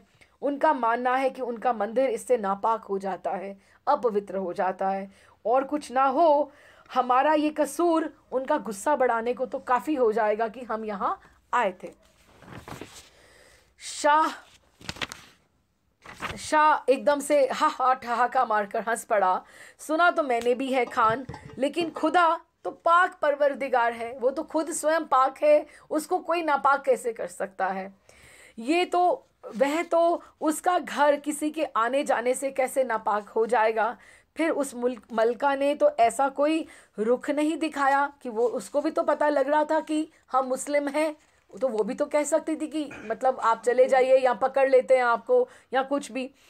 तो लगता है वो इन चित्तौड़ के लोगों से ज़्यादा समझदार है। कुछ भी हो खान, मैं बहुत खुश हूँ। अगर आज आ भी जाएं राजपूत तो आ जाएं, हमें घेर लें, और अगर मैं जग में मारा भी जाऊँ तो मुझे अफसोस कोई नहीं होगा, क्योंकि आज मुझे इतना आनंद मिला है कि उसकी कोई सीमा ही नहीं है। लाहौल वला कुव्वत, ऐसा ना फरमाए हजूर, अब बस अपनी सरहद में हम आने ही वाले हैं। अच्छा, उसके बाद वो लोग तो भी गए, ये उनका डायलॉग था। इधर से क्या हुआ, कौन थे ये? शाह और वजीर के निकलते ही मंदिर में खुसर पुसर होने लगी कि अब ऐसे कोई चढ़ावा दिया किसी ने ऐसे नहीं कभी करा। बोली से तो मुसलमान जान पड़ते थे, किंतु पहनावा हिंदू था। यदि मुसलमान थे तो हमारा मंदिर भ्रष्ट कर गए। मारो विधर्मियों को, उनकी इतनी हिम्मत कि हमारे मंदिर में आ गए हैं। पर किसी बड़े घर के लगते थे। हीरे की कंठी देखी क्या? बड़े घर के हैं तो क्या हुआ, हमारा धर्म बिगाड़ेंगे। चलो उठो, पकड़ लेवे। अब तो अभी तक तो वो नीचे नहीं उतर पाए होंगे। चलो चलो, पहले धीमे स्वर में और बाद में जोर से बोलने लगे, मारो विधर्मियों को, हमारा मंदिर भ्रष्ट कर गए, हमारा मंदिर भ्रष्ट कर गए। मीरा ने ठंडे स्वर से जोशी जी से पूछा, क्या हुआ? ये जो अभी मंदिर से निकले हैं ना, वे मुसलमान है भाई साहब, ऐसा लग रहा है अपना मंदिर भ्रष्ट कर गए, अभी दूर नहीं गए होंगे, बांध लाएंगे दौड़कर। क्यों, क्या अपराध किया उन्होंने? आपके पास कौन सा प्रमाण है कि वो मुसलमान है? और यदि हों भी तो क्या उन्हें भगवान ने नहीं बनाया? बोली से कोई मुसलमान नहीं हो जाता। बहुत से हिंदू मुसलमानों के यहाँ चाकरी करते हैं तो उन्हीं की भाषा बोलने लगते हैं, तो बोलने से क्या हो जाता है? उनका वेश तो हिंदू था, और यदि एक बार अगर हम मुसलमान उनको मान भी लें तो अपना उन्होंने क्या बिगाड़ा? क्या किले में हमारे मुसलमान नहीं रहते? उन्होंने भगवान के 2 नाम सुने और चले गए। और रही मंदिर के भ्रष्ट होने की बात, सो मंदिर ना तो आपका है और ना मेरा है, वो तो भगवान का घर है, और यहाँ आने वाले सभी उसके बालक हैं। जाति पाति हम मनुष्यों ने बनाई है, भगवान ने तो मनुष्य को केवल मनुष्य ही बनाया है। जाति पाति और धर्म का नाम लेकर लड़ना मूर्खता है। यदि वो हमसे लड़ने आते तो हमें बात समझ में आती, किंतु व्यर्थ हम युद्ध के बीच हम बात ना ही करें तो अच्छा है। बेटे के आने से बाप का घर कभी नापाक या भ्रष्ट नहीं हो जाता। बैठकर शांति से ज्ञान की बात सुनिए। मीरा ने गंभीरता से सबको समझाया कि आए थे तो आए थे, चले गए तो चले गए, इट इज़ ओके, कि आपको इतना सब पैनिक करने की ज़रूरत नहीं है। किंतु हुक्म, वे मालवा के सुल्तान के आदमी हो सकते हैं। अगर गुप्तचरी करने आए होंगे तो उनके लोग समाचार इकट्ठे करने के लिए घूम रहे होंगे, और वे यहाँ खालिस्तान की निरापद, यहाँ पे कोई प्रॉब्लम नहीं है, यहाँ समझकर वो बैठ गए होंगे। हाँ हाँ, अगर मालवा के लोग होंगे, क्योंकि उसमें पैट्रियोटिज्म भी है, देशभक्ति भी है, तब ये बात विक्रमादित्य श्री जी के काम की है। आप उन्हें सूचना दे दीजिए कि मालवा के लोग यहाँ घूम रहे थे। जो वो उचित समझेंगे वो सो करेंगे, और वो आदेश भी बख्शेंगे। यहाँ तो आप सत्संग हो जाइए, राजकार्य की बातें यहाँ पे मत कीजिए। अब ये बात जब हुई, ये तो पहले ही राणा के पास पहुँच जाएगी, इतनी बड़ी बात। हाँ, वो एकदम से महाराणा विक्रमादित्य उदय कुंवर बाईसा के पास पहुंचा और कहा, जीजा आपने कुछ सुना? नहीं, क्या हुआ? भाभी महारानी ने आपके लिए कोई नई आफत खड़ी कर दी क्या? वो पहले ही ऐसे बोल रही है। अरे नाक कटवा दी सिसोदियों की, ऐसा क्यों, क्या कर दिया? ये पूछिए बाकी क्या रहा, अब फरमाए तो सही। क्या कहूँ, सारंगपुर का नवाब यहाँ आ गया। मंदिर में बैठकर उसने भाभी मारा के भजन सुने और बातचीत भी की। उसने हीरो की एक कंठी भेंट की। मैं तो जीजा हुक्म मुंह दिखाने के योग्य भी नहीं रहा। हे भगवान, क्या करूं मैं? कौन से पाप किए थे हमने जो कुल बोरणी भाभी यहाँ आकर आ गई? जिस दिन से आई है एक दिन भी ललाट पहुंचकर शांति से हम नहीं रह पाए। एक एक करके सबको भक्षण करती जा रही है वो, कि एक एक करके सबको खाती जा रही है वो। अच्छा, अब वो क्या कह रही है? कहती है कि तुम्हें ये दिखाई दे रहा है, उसके पास जो आया है, कहते तुम्हें ये पता लग रहा है कि सारंगपुर का नवाब आया और भाभी से बात करके आया, लेकिन तुम्हें ये नहीं पता लग रहा कि उसने तुम्हारी सीमा में प्रवेश कैसे किया। इसका मतलब तुम्हारे प्रबंध में ढील ढाल तुम्हें नजर आ रही, चौकियों की बात। तो कहती, महाराणा को अपने प्रबंध की ढिलाई नहीं दिखाई देती कि शत्रु उनके घर में से होकर भी चला गया और आपको ज्ञात ही नहीं हुआ? ज्ञात तो हुआ तब जब अपने घर के समीप बात करके पहुंच के चला भी गया। सच है, अपनी भूल तो दिखाई किसको देगी क्या? सारा क्रोध आपका मेड़तानी जी के लिए रखा हुआ है कि आकर आप कहते हो कि मेड़तानी ने ये किया। उन्होंने निर्णय कर लिया, बहुत सब्र कर ली। अब मैंने तो कहते मैंने निर्णय कर लिया, अब या तो मैं रहूँगा या मेड़तानी सी रहेंगी। हमारी तो इसने पाग उछाल दी है। अब ये बात जो है, उदय कुंवर बाईसा ने भय और आश्चर्य से उनकी ओर देखा कि अब ये जो बात ये कह रहा है कि या तो वो रहेगा या मैं रहूँगा। जब उन्होंने ये बात इतनी बोल दी कि या वो रहेगी या मैं रहूँगा, अब उदय कुंवर को तो डर लग गया। उदय कुंवर बाईसा भय और आश्चर्य से उनकी ओर देखा कि इज इट लाइक दिस, कि अब ये क्या होने वाला है। अब ये जो सर्कमस्टांसेस थे सारे के सारे, ये अब विष का प्याला तैयार होगा जो वो उधर जाएगा इसका। हाँ जीजा हुक्म, अब आप चाहें जो फरमाएं। साधुओं और यात्रियों से सलाह करते करते और सुल्तानों और विधर्मियों से भी भेंट होने लगी है भाभी सा की। अरे हीरे मोती चाहिए थे तो मुझसे कह देना था, कहीं बोलने योग्य ही नहीं रखा कि वहां से मतलब शत्रुओं से हीरे आ रहे हैं यहाँ पर। अगर पैसा चाहिए तो मुझसे बोल देती। ये कहीं बोलने योग्य नहीं रखा इस कुलक्षणी ने। जब मैं घर में अनुशासन नहीं रख पा रहा तो मैं राज्य को कैसे चलाऊंगा। महाराणा ने बाहर जाकर विजय वर्गीय दीवान से सलाह की, राज वैद्य को बुलाया और दयाराम पंडा के साथ सोने के कटोरे में जगन्नाथ जी का चरणामृत कहकर भेजा। क्या था वो विष? महाराणा ने अच्छा ये सलाह करके दयाराम के पीछे पीछे उदय कुंवर बाईसा भी पधारी। मीरा प्रभु के आगे जब वो उसने दयाराम पंडा के साथ उसने सोने के कटोरे में चरणामृत भिजवाया। अब उदय कुंवर को तो पता था कि ये जो सारा कुछ हुआ ये कुछ गड़बड़ है, क्योंकि उसने कहा यहाँ ये रहेगी या मैं रहूँगा, ये अब कोई है ऐसी बात है। मीरा प्रभु के आगे भोग पधराकर जल अर्पण कर रही थी और पीछे से चरणामृत आ गया।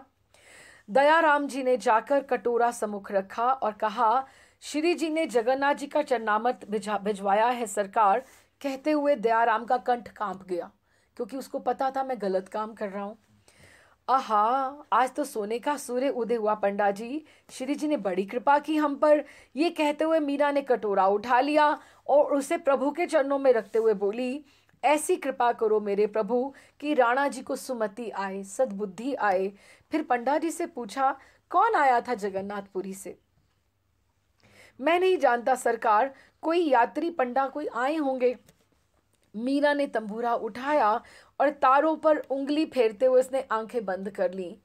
तुमको शरणागत की लाज, भांत की जो आपकी शरण में आता है, the one who surrenders to you, you are the one who is the protector and savior। भांत भांत के चीर चुरा पुराए पांचाली के काज। पांचाली कौन? द्रौपदी। द्रौपदी के जो काज थे आपने ही उसको चीर आप बढ़ाने वाले हो। प्रतिज्ञा तोड़ी भीष्म के आगे चक्र धरो यदुराज। जो भी प्रतिज्ञा तोड़ी थी उन्होंने, तो उन्होंने युद्ध में कुरुक्षेत्र के, तो भीष्म के आगे चक्र धरो यदुराज, उन्होंने चक्र उन्होंने धारण किया था। मीरा के प्रभु गिरधर नागर दीन बंधु महाराज, उन्होंने ऐसे गाया। चंपा गोमती आदि दासियां, अब उनको तो शक पड़ता कि कोई भी चीज वहां से आएगी तो ये कुछ गड़बड़ होने वाली है। दूर खड़ी हुई भय और लाचारी से देख रही थी इन चरणामृत लाने वालों को और कभी भोलेपन की सीमा सी अपनी स्वामिनी को, जो सभी को अपना ही समान सीधा और निश्चल समझती हैं। उनकी आंखें भर भर आती कि क्यों सताते हैं इस देवी को ये राक्षस, क्या चाहते हैं इनसे ये सब। भजन पूरा हुआ तो आंखें उगाड़ करके मीरा ने दोनों हाथों से कटोरा उठाया और मुस्कुराते हुए मुख से लगाया। अब देखो इसमें क्या ट्विस्ट आता है। वो उसने भजन गाया और वो उठाया। उदय कुंवर बाईसा देख रही थी, है ना। भाभी सा का वो शांत स्वरूप, निश्चल मुस्कुराहट, प्रेम पूर्ण नेत्र और दर्पण की बांति उजले हिये को, और वे छलहीन बोल और भगवान पर अथाह विश्वास। किसको इतना विश्वास है कि she is not even thinking once कि राणा और सारे लोग मेरे कितने खिलाफ हैं और मेरे को ये कुछ गलत भी भेज सकते हैं, कि हाउ इनोसेंट शी इज। उसके मन में आया ये सारी की सारी, जो इतना लंबा पैराग्राफ है पूरा पेज का, ये उसका मतलब वो मीरा के वो होठों तक ले जाने से पहले पूरा का पूरा ये उसका अपनी इंट्रोस्पेक्शन होगी। वो अंतःकरण की उसकी आवाज उदा की जागृत होने लगी। वो अपने आप से वो सारी क्वेश्चन अपने आप से सब बात करने लगी। मनोमंथन चल रहा है। मन में आया, भाभी मारा क्या नहीं जानती कि श्री जी उनसे कितने रुष्ट हैं। मिथुला की मौत ने क्या उन्हें चेतावनी नहीं दी कि किसी दिन उनकी भी यही दशा होने वाली है। फिर भी ये कितनी निश्चिंत हैं और किसके भरोसे? भगवान के भरोसे। कहते हैं भक्त और भगवान दो नहीं होते, वो अभिन्न होते हैं, और इन्हीं भक्त का अनिष्ट करने को राणा जी तुले हैं। और मैं क्या कर रही हूँ? मैं भी तो उन्हीं का साथ दे रही हूँ ना। यदि भाभी मारा मर जाएंगी तो मुझे क्या मिलने वाला है, केवल पाप ही ना। और यदि नहीं मरी तो भगवान का तो क्रोध मेरे पर भी उतरेगा ना। पिछले जन्म में मैंने ना जाने क्या किया, ना तो मुझे पति की सेवा मिली, क्योंकि मोस्ट ऑफ द टाइम वो पीहर में ही है, ना तो पति की सेवा मिली और ना मुझे माँ बनने का सौभाग्य। बरसों मासों कभी पति के दर्शन होते हैं। ये नारी जन्म तो व्यर्थ ही चला गया, ना मुझसे योग सधा और ना मैंने भोग किया। और अध बीच में लटकी रह गई। भोग कि मुझे पति वो सुख देगा, वो तो अब स्वप्न में भी नहीं है, किंतु मेरे भाग्य से घर बैठे गंगा आई है। जोग भक्ति तो भाभी मारा के साथ रहकर मैं साधी सकती थी ना। ये भी क्या है, संग का प्रभाव। चाहे वो डांटने डपटने के लिए उसको आती, लेकिन रोज रोज आती है तो उसको कुछ ना कुछ फर्क पड़ा ही होगा ना। तो कहती है कि जोग भक्ति तो भाभी मारा के साथ रहकर मैं साधी सकती थी, परंतु मुझ अभागी ने सदा इनका विरोध ही किया। पापों की पोटली भारी करने में ही लगी रही। अभी अभी कुछ भी नहीं बिगड़ा है उदा, चेत कर अब भी प्रायश्चित कर ले। मानव जन्म अलौना बीता जा रहा है। अलौना मीन्स नमक के बिना। कि अगर मनुष्य जीवन में जैसे कोई आप सब काम कर लो लेकिन आप भक्ति नहीं कर पाओ, तो वो आप ऐसे ही है कि एक पूरी अच्छी सी डिश बनाई, उसमें सारे मसाले डाले लेकिन उसमें नमक ही नहीं है। तो ऐसा ही मनुष्य जीवन है कि मनुष्य जीवन में आपने सब अच्छे काम किए, लेकिन अगर भक्ति नहीं करी, ठाकुर जी की तरफ नहीं हुए, तो बिल्कुल बेकार है उसका। There is no other purpose. मानव जन्म अलोना बीता जा रहा है, इसे संवार ले। तू तो लोहा है उधा, लोहा, लेकिन इस पारस का स्पर्श करते तू तो सोना बन जाएगी। यदि कपूर अगर उड़ गया, मीन्स अगर ये समय निकल गया, कपूर इस समय अगर टाइम ये उड़ गया, तो सड़े खाद सी गंधाती रह जाएगी कि ये मर गई तो भगवान का कोप तेरे पर भी पड़ेगा। ये अवसर मत खो उधा, राणा जी तो मतिहीन है। दाजी राज और बावजी हुक्म क्या पागल थे? मीन्स जो तेरे भाई भोजराज थे और तुम्हारे राणा सांगा जो तुम्हारे पिताजी थे, वो पागल थे जो इन्हें सारी सुविधाएं प्रदान करके इन्हें प्रसन्न करने का प्रयत्न कर रहे थे। उस समय राज कार्य भी कैसे ढंग से चलता था। और आज नहीं, हमारे दीवान जी की अकल ही चढ़ने चली गई है। भाभी ठीक है, सारे उमराव रूठे बैठे हैं, क्यों? उनके ओछेपन से ही तो हैं वो।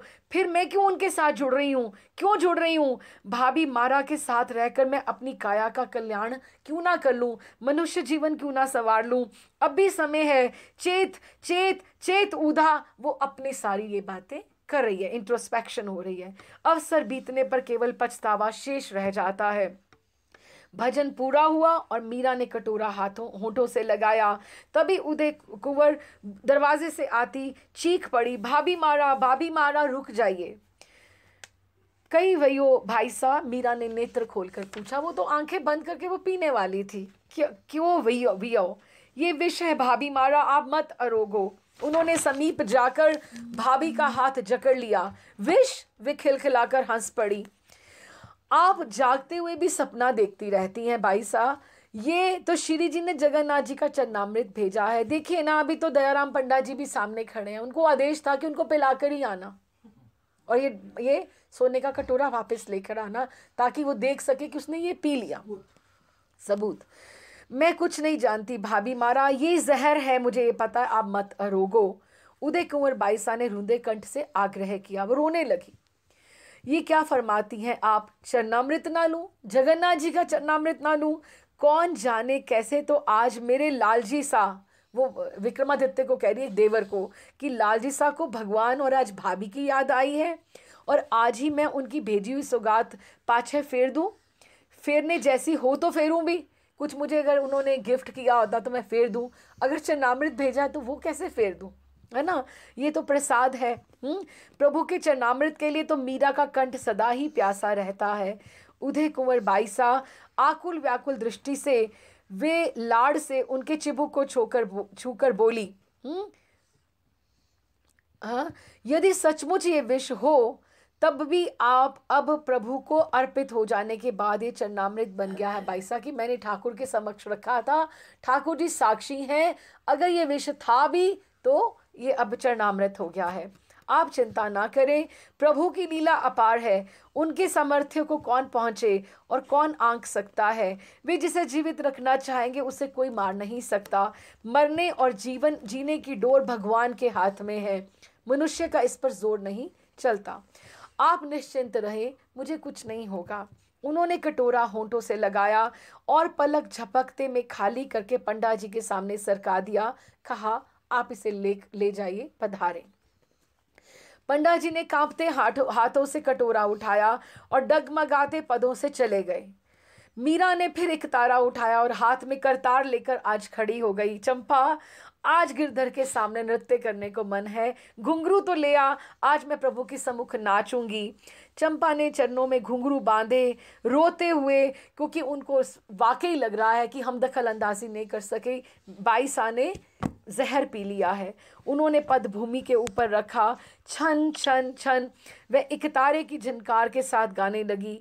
पग घुंघरू बांध मीरा नाची रे, मैं तो मेरे सांवरिया की आप ही हो गई दासी रे। लोग कहे मीरा बई बावरी, न्यात कहे कुल नासी रे। न्यात मीन्स जो घर के लोग हैं वो कहते कुल नाशी है, कुल नासी है। ये लिखा हुआ है क्योंकि उसको ये सुनने को मिला है ना, तो वही तो उसने भजनों में लिखा है कि न्यात, कि मेरे परिवार वाले कह रहे हैं कि मैं कुल का भक्षण करने आई हूँ, कुल का नाश करने आई हूँ। विशरो प्यालो, लिखा भी हुआ ये, उसको पता है कि विशरो प्यालो राणा जी भेजो, पीवत मीरा हासी रे। किसी और ने नहीं रिपोर्ट किया, मीरा ने रिपोर्ट किया है। मीरा के प्रभु गिरधर नागर सहज मिल्या अविनाशी रे, कि मुझे तो वो ऐसे ठाकुर अविनाशी जो मेरा विनाश नहीं हो सकता उसको रोक लेंगे, ऐसे सहज ही मुझे मिले हुए हैं, मेरा कुछ नहीं होने वाला। मीरा तो हंस रही है, पग घुंघरू बांध मीरा नाची रे।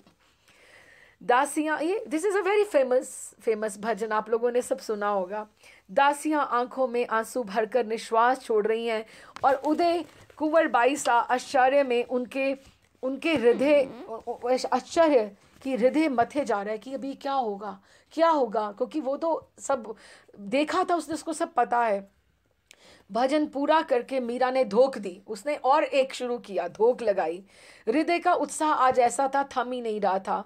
विक्षिप्त की भांति उन्होंने मूर्त को अपने हृदय से लगा लिया एकदम से ठाकुर की, और गालों से लगाकर प्रीत की अनगिने मोहर लगा दी कि ठाकुर जी को कभी इधर कपोलों से लगाए, कभी इधर से लगाए, कभी एकदम से वो इस तरह से अपने हाथ में लेती जा रही है ठाकुर जी को। उदय कुंवर बाईसा उठकर धीरे धीरे बाहर चली गई कि मुझसे ये तो सब देखा ही नहीं जाएगा, मैं भी इसका पार्ट हो गई, मेरे को और पहले राधा को समझाना चाहिए था। फिर जब वो गई तब तक तो वो दासियां कुछ बात नहीं कर पाई, अब वो बाईसा और दासियां रह गई क्योंकि they could not interfere in the family affair that time. अब वो उसके जाते ही सारी दासियां उदय कुंवर बाईसा के जाते ही रोती हुई एक साथ स्वामिनी के चरणों में जा पड़ी। बाईसा हुक्म, बाईसा हुक्म, ये आपने क्यों किया, क्या किया, अब क्या होगा, हम क्या करें, किसको बुलाएं, वैद्य जी को बुलाएं, क्या करें, क्या हो गया बावरी, क्यों रो रही हो तुम सब। उन्होंने उनकी पीठ सिर सहलाते हुए पूछा, आपने जहर क्यों आरोग लिया। मीरा हंस पड़ी, जहर कब पिया पगली, मैंने तो चरणामृत पिया, विष पिया होता तो अभी तक मर ना जाती क्या। उठो, चिंता मत करो, भगवान पर विश्वास करना सीखो। ये एक प्याला विष क्या कर सकेगा मेरा। प्रहलाद को तो सांपों से डसवाया गया था, हाथियों के पांव तले कुचलवाया गया था और आग में जलाया गया था, पर कुछ हुआ था क्या। ये जान लो कि मारने वाले से बचाने वाला बहुत बड़ा है। बाईसा हुक्म, हम सब मेड़ता चले जाते हैं, हमें चित्तौड़ में रहना ही नहीं है। चंपा ने आंसू ढरकाते हुए कहा, क्यों भला, प्रभु मेड़ते में है और चित्तौड़ में नहीं है, ऐसे थोड़े ही है। ये सारी धरती और इस पर बसने वाले जीव जो हैं भगवान के ही निपजाए हुए हैं। तुम भय त्याग दो, क्योंकि अगर भक्ति करनी है तो भक्ति और भय दोनों एक साथ नहीं रह सकते। डर के नहीं, अगर अभय हो जाओ, फिर उसके अगर भक्ति करनी है ठाकुर पे विश्वास करना सीखो। उधर पी लिया, महाराणा विक्रमादित्य ने पूछा। दयाराम पंडा ने कांपते स्वर में कहा, हाँ अन्नदाता। क्या बात है पंडा जी, ऐसे क्यों हो रहे हो। कुछ नहीं हुक्म, कुछ नहीं हुक्म, वो बेचारा कह रहा है। नहीं कुछ तो है। कहती कि जब कुंवरानी सा अरोगने लगी तो बाईसा हुक्म ने अर्ज कर दिया कि मत अरोगो भाभी मारा, ये तो विष है। ये सुनकर मेरी तो पिंडलियां कांपने लगी सरकार, कि ड्योढ़ी पर मेड़तिया राठौर बैठे हैं, वो तो मेरे टुकड़े टुकड़े ही कर देंगे।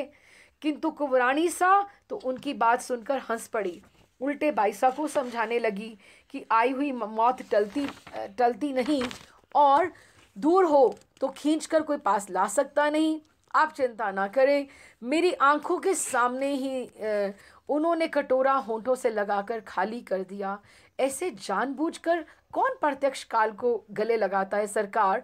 मैं तो देखकर उनका विश्वास दंग रह गया, आश्चर्यचकित रह गया। गले लगाया सो तो उसके साथ जाना भी पड़ेगा।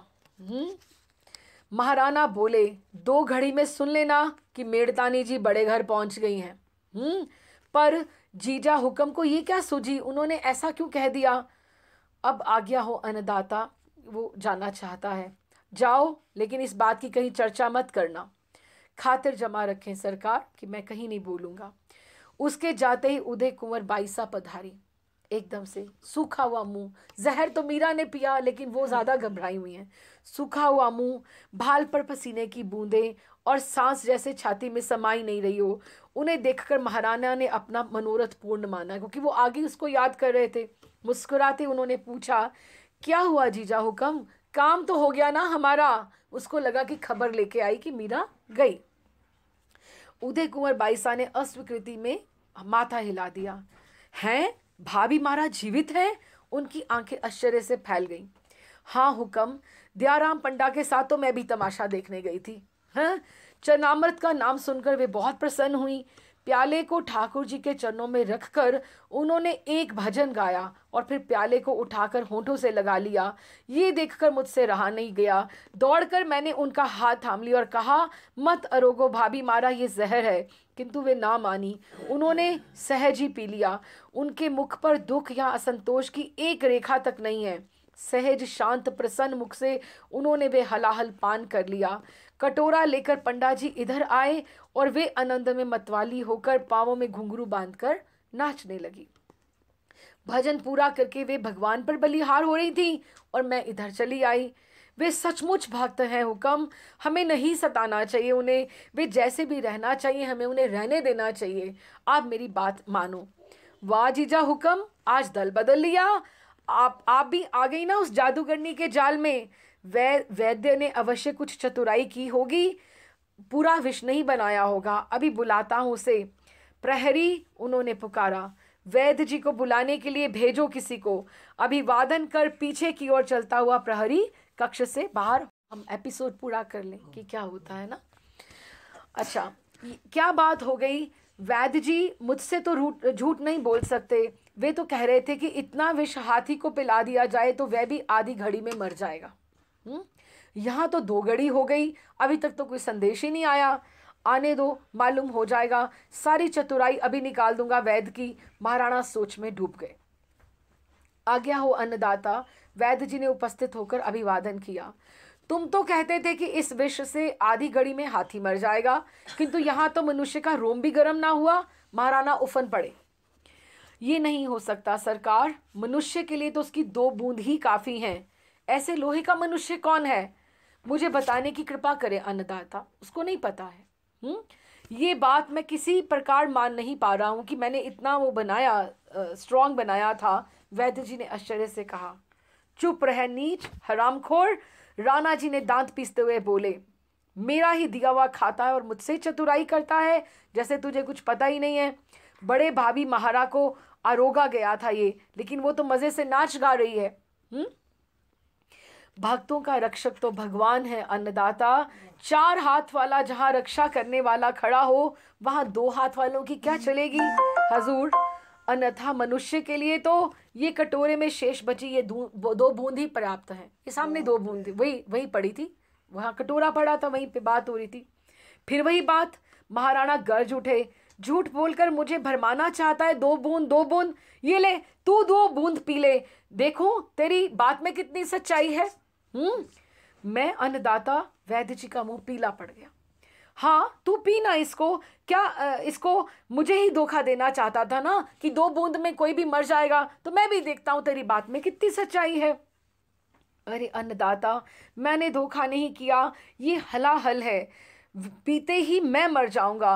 वैद्य जी गिड़गिड़ाए, मेरे बूढ़े माँ बाप और छोरे छरी का कौन धनी है, उन्हें कौन रोटी देगा मेहर, मेरे सरकार, मैंने हजूर से कोई दगा नहीं किया। वैद्य जी रोने लगे। ये जो त्रिया चरित्र है ना, मुझे नहीं सुहाते, स्त्रियों की तरह बातें मत कर, पी इसे। कांपते हाथों से वैद्य जी ने कटोरा उठाया और भीत की और स्थिर दृष्टि से ऐसे दीवार की तरफ कहने लगे, मेरे नारायण, मैंने तुम्हारे भक्त के अनिष्ट में मैंने सहयोग दिया, उसी का दंड देखो मुझे हाथों हाथ मिल गया, किंतु मैं अनजान था, मैं अपनी कर्तव्य की बात कर रहा था जो मुझे श्री जी ने आज्ञा की थी। मुझ पर नहीं, मेरे अनाथ बालकों और बूढ़े माता पिता पर कृपा बनाए रखना स्वामी। उसने कटोरा ऊपर उठाकर वो जो 2 बूंदें बची हुई थी मुंह खोला, विष की 2 बूंदें टप टप जुबान पर टपक पड़ी और थोड़ी देर में कटोरा हाथ से छूटा और वह झनझनाता हुआ दूर गिर पड़ा। वैद्य जी की आंखें चक्कर खाने लगी, मुंह खुला रह गया और हल्का सा चक्कर खाकर वे भूमि पर जा गिरे। 1-2 बार हाथ पैरों ने खींचा तानी की, गले से अस्पष्ट आर्तनाद फूटा तो गर्दन एक तरफ लुढ़क गई और आंखें फट गई। महाराणा ने पहले तो समझा कि नखरे कर रहा है, किंतु लगा कि जब गर्दन ढल गई, देखा कि श्वास भी नहीं चल रहा, तो उनके मुख से निकला, अरे ये तो क्या सचमुच मर गया। उन्होंने प्रहरी से कहा, वैद्य जी को उठाकर ले जाओ और उनके घर में समाचार भेज दो कि वो मर गया है ऐसे। अब उदय कुंवर बाईसा तो वहीं खड़ी थी, क्योंकि वो रिपोर्ट करने आई थी कि क्या हो रहा है। उदय कुंवर बाईसा महाराणा विक्रमादित्य के समीप वहीं खड़ी थी। सब कुछ उसकी आंखों के आगे बीता कि वहां भी मीरा ने उसके सामने पिया और यहाँ भी पिया, उसने भरा कटोरा पिया और इसने 2 बूंदें भी। जिस कटोरे भरे जहर से मेड़तानी जी का रोया भी ना काम पा, उसी कटोरे की पैंदे में बची 2 बूंद से वैद्य जी मर गए। मीरा की भक्ति का प्रताप और राणा जी की कुबुद्धि दोनों ही उदय कुंवर बाईसा के सामने एकदम से आ गई कि कौन सच्चा है और कौन झूठा है। इस बेचारे को क्यों मारा? उन्होंने मन में सोचा, किसी कुत्ते या बिल्ली को पिलाकर क्यों नहीं देख लिया कि इसमें जहर है कि नहीं है। मैंने बहुत बुरा किया कि इस मतिहीन के साथ देती रही। उन्होंने धीरे धीरे अपने महल की ओर कदम बढ़ाए। वहां पहुंचकर अपनी दासी से कहा, तू कहीं ऐसी जगह जाकर खड़ी हो जा जहां तुझे कोई देख ना सके। वैद्य जी की लाश जब लेकर उनके घर वाले जाने लगे तो उनसे कहना, घर नहीं जाए, मेड़तानी के महल में ले जाओ इसे। वे इन्हें जीवित कर देंगी। उसको इतना विश्वास हो गया कि वो उसको जीवित कर देंगी, क्योंकि उसने दोनों इंसिडेंट अपने सामने सामने देखे थे। और वे स्वयं मीरा के महल के आगे चल पड़ी। भाभी मारा, मुझे क्षमा करिए, मैंने आपको बहुत दुख दिए हैं। उन्होंने जाते ही मीरा की गोद में सिर रख दिया। ये आप क्यों कह रही हैं बाईसा? दुख सुख तो मनुष्य अपने प्रारब्ध से प्राप्त होता है, मुझे तो कभी कोई दुख हुआ ही नहीं। प्रभु के स्मरण से मुझे समय बाकी बचे तो कोई अला बला मेरे पास कोई दुख सुख पास में आए। उन्होंने ननद बाईसा के सिर और पीठ के ऊपर हाथ फेरा कि मुझे कोई परेशानी नहीं है, मुझे भी कुछ बताइए भाभी, जिससे मेरा कोई जन्म सुधर जाए। उदय कुंवर बाईसा ने आंसू ढरकाते हुए भाभी से पूछा, मेरे पास क्या है बाईसा, सिर्फ भगवान का नाम है, सो आप भी लीजिए। मैं भगवान का नाम लेती हूँ, नाम नाम नाम। एक ही महर्षि के भी जितने लेक्चर सुन लो, जहाँ मर्जी, भजन भजन भजन, नाम करो। प्रभु पर भरोसा रखिए और सभी को भगवान का रूप कारीगरी या चाकर मानिए। और तो कुछ जानती नहीं मैं, ये संत महात्मा जो कहते हैं उस सत्संग का लाभ लो और सुने और गुनो। मैं कुछ नहीं जानती भाभी मारा, मैंने कभी सत्संग नहीं किया, किसी साधु को नहीं जानती, सबकी मैंने निंदा करी है। बस मुझे इतना पता है, आप मेरी हैं और मैं आपकी बालक हूँ। बालक तो जब पेट में रहता है तो भी तो माँ को लात मारता है। मैंने भी आपको बहुत परेशान किया है, मेरा अपराध क्षमा करके मुझे आप अपना लें। मीरा ने हंसकर ननद बाईसा का मुख ऊपर किया। बाईसा, किसी का अपराध मुझे दिखाई ही नहीं दिया तो मैं क्षमा कैसी करूं? आप भगवान के चरण पकड़िए, भगवान सर्वसमर्थ हैं। मैंने भगवान को नहीं देखा कभी, मैं तो आप ही को जानती हूँ बस। उदय कुंवर बाईसा पुनः रोने लगी। आपकी जब सगाई हुई, मीरा ने कहा, जब आपकी सगाई हुई थी, जब पीठी चढ़ी, तब आपने जवाईसा को देखा था क्या? जब ही आपने उदय कुंवर बाईसा ने माथा हिलाकर एकदम बालक की तरह कहा, अस्वीकृति व्यक्त करते हुए आश्चर्य से बोझाई की ओर देखा, ये आप कैसी बातें कर रही हैं? बिना देखे ही आपने उन पर विश्वास किया था ना, और उनके ऊपर प्रेम भी तो था ना आपका। आप भी भाभी मारा कैसी बातें कर रही हैं आज मुझसे?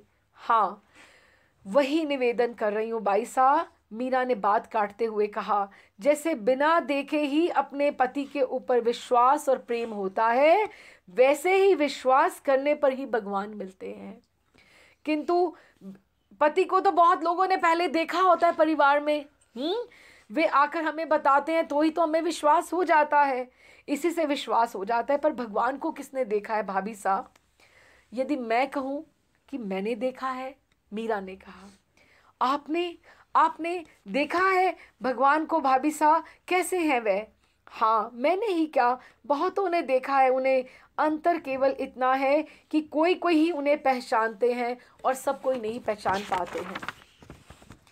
उदय कुंवर बाईसा बात करते हुए भाभी मारा की गोद को अपने आंसुओं से भिगो रही थी। तभी लोगों के रोने चिल्लाने की आवाज़ कान में पड़ी। चीख पुकार से मेड़तानी कुंवरानी का ध्यान बटा और वे बोल पड़ी, अरे गोमती देख तो, बाहर कौन लोग रो रहे हैं?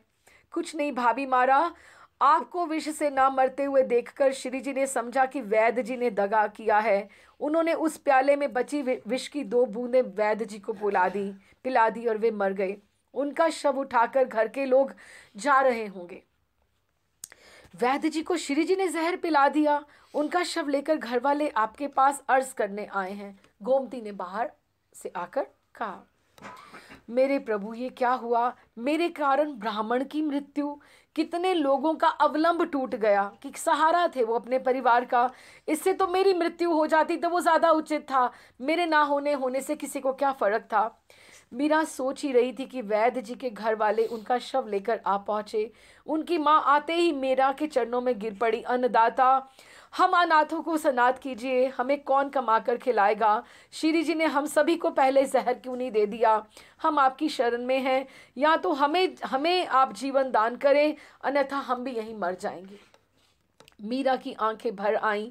उन्होंने उन सबको धीरज रखने के लिए कहा और एक तारा उठाया। मीरा के पास केवल गाने के लिए और प्रार्थना के अलावा कुछ नहीं है। हरि तुम हरो निज जन की पीर, कि जो तुम्हारी शरण में आया है उसकी आप पीड़ा करो। द्रौपदी की लाज राखी तुरंत बढ़ायो चीर, भक्त कारण रूप नरहरि। नरसिंह भगवान बन गए थे भक्त के कारण, धैर्यो आप शरीर की नरहरि बन गए थे। हिरण्याकश्यपु मार लीनो, धर्यो नाही धीर। बूढ़ तो गजराज राख्यो, कि जब हाथी डूब रहा था तो कियो बाहर नीर, कि उसको खींच के आप बाहर लेकर आए। दासी मीरा लाल गिरधर चरण कमल पर सीर, कि मुझे तो आपके चरण कमल का ही भरोसा है। वो सब ऐसे भजन गाने लगी।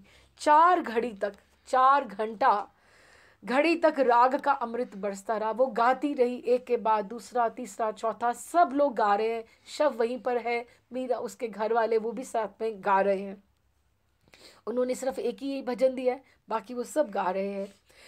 मीरा की बंद आंखों से आंसू झड़ नहीं रहे थे। वो एक के बाद दूसरा, दूसरे के बाद तीसरा, सब भजन गाती जा रही थी। लोग अपना आप खोए हुए बैठे थे और बीच में से किसी को ज्ञात ही नहीं हुआ कि वैद्य जी भी कब उठकर बैठ गए, और वो भी तन मन की सुध भूलकर वो भी अमृत सागर में बैठे, वो भी गाने लगे। भजन पूरा होने पर धीरे धीरे सबको चेतना हुई कि वैद्य जी उठ गए हैं।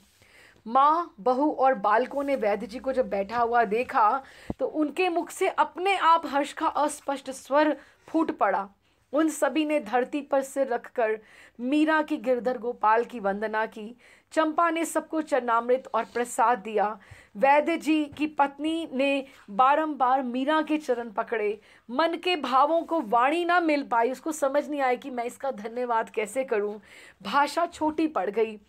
उन्होंने नेत्र जल से अपने, जब मीरा को प्रणाम करने आई, उसने आंसुओं से मीरा के चरण धोए। आप ये क्या करती हैं? आप तो ब्राह्मण हैं, आप ऐसा मत कीजिए, मुझे दोष लगता है। उठिए, प्रभु ने कृपा करके आपका मनोरथ पूर्ण किया है, इसमें मेरा क्या लगा? आप भगवान का यश गाइए। मीरा ने अपने पांव छुड़ाकर उसकी पीठ पर हाथ फेरते हुए कहा। बालकों को दुलार करके और उन सभी को भोजन करा के अच्छे से शांत करके विदा किया। जब तक वो ड्योढ़ी तक पहुंचे, पहुंचते पहुंचते उनके हर्ष को मानो वाणी मिल गई कि वो अब उनसे सब्र नहीं हो रहा था। वो कहने लगे, मेड़तानी की जय, मीराबाई की जय, भक्त और भगवान की जय। तो एकदम से मीरा को अच्छा नहीं लगा, कहने लगी, ये क्या मंगला, दौड़कर जा, उन्हें कह जय भगवान की बोले। ये क्या कर रहे हैं वो सब, मेरा नाम क्यों बोल रही हैं? तो उदा बोली, बोलने दीजिए भाभी मारा, उनके अंतर के सुख को जो वो भीतर सुख नहीं छुपा पा रही हैं, और भीतर के हर्ष को प्रकट होने दीजिए। लोगों ने, राज परिवार ने आज तक यही माना है कि मेड़तानी कुलक्षणी है, सबका भक्षण करने वाली है, इनके आने से सब मर खुटे हैं। आज उनको भी ये पता लग जाए कि किसके होने से चित्तौड़ भी आज जीवित है और आज वैद्य जी को भी जीवन मिला है। उन्हें जानने दीजिए कि मेड़तानी वो गंगा की धारा है जो इस कुल और दुखी प्राणियों का उद्धार करने आई है। उदय कुंवर बाईसा ने इस प्रकार कहा। बड़ा हुआ, सबको पता लगा वैद्य जी मरे, विष गया, सब बातें सब में तो फैलती है ना। अब इससे कितना सबका रोष, उमराव जो घर पे जो रूठे बैठे हुए हैं, अब कोई भी ऐसे तो नहीं ना सहेगा। सब लोग आ गए हैं उनसे सब बात करने के लिए। राणा से अभी ही is answerable to everybody, politically उसको जवाब तो देना पड़ेगा ना, इस तरह से कि कैसे हो रहा है सब। वैद्यराज जीवित हो गए। हुक्म, विजय वर्गीय दीवान ने महाराणा विक्रमादित्य को आकर निवेदन किया। हैं क्या?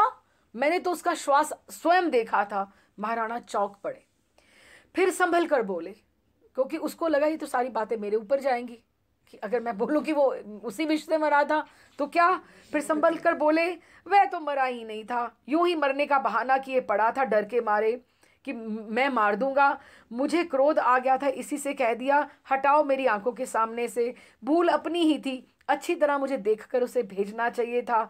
वो ये वैद बड़ा हरामखोर है, उसने तो विष बनाया ही ना था। विष होता तो पहले तो भाभी मरती, देवलोक को पधारती, और विष होता तो वो स्वयं भी मर जाता। वो विष था ही नहीं, जिस तरह से भी तो दोनों ना मर जाते। बदनामी हो रही है, अन्नदाता बाहर, होने दो, मेरा कौन क्या कर सकता है। ऐसे जीवित कर देने वाली होती तो पहले वो उस मिथुला को ना जीवित कर देती जो मिथुला मर गई थी। ये चारों और क्या बातें सुनाई दे रही हैं। हुक्म, सलुम्बर रावत जी के साथ 4-5 उमराव ने कक्ष में आते हुए कहा।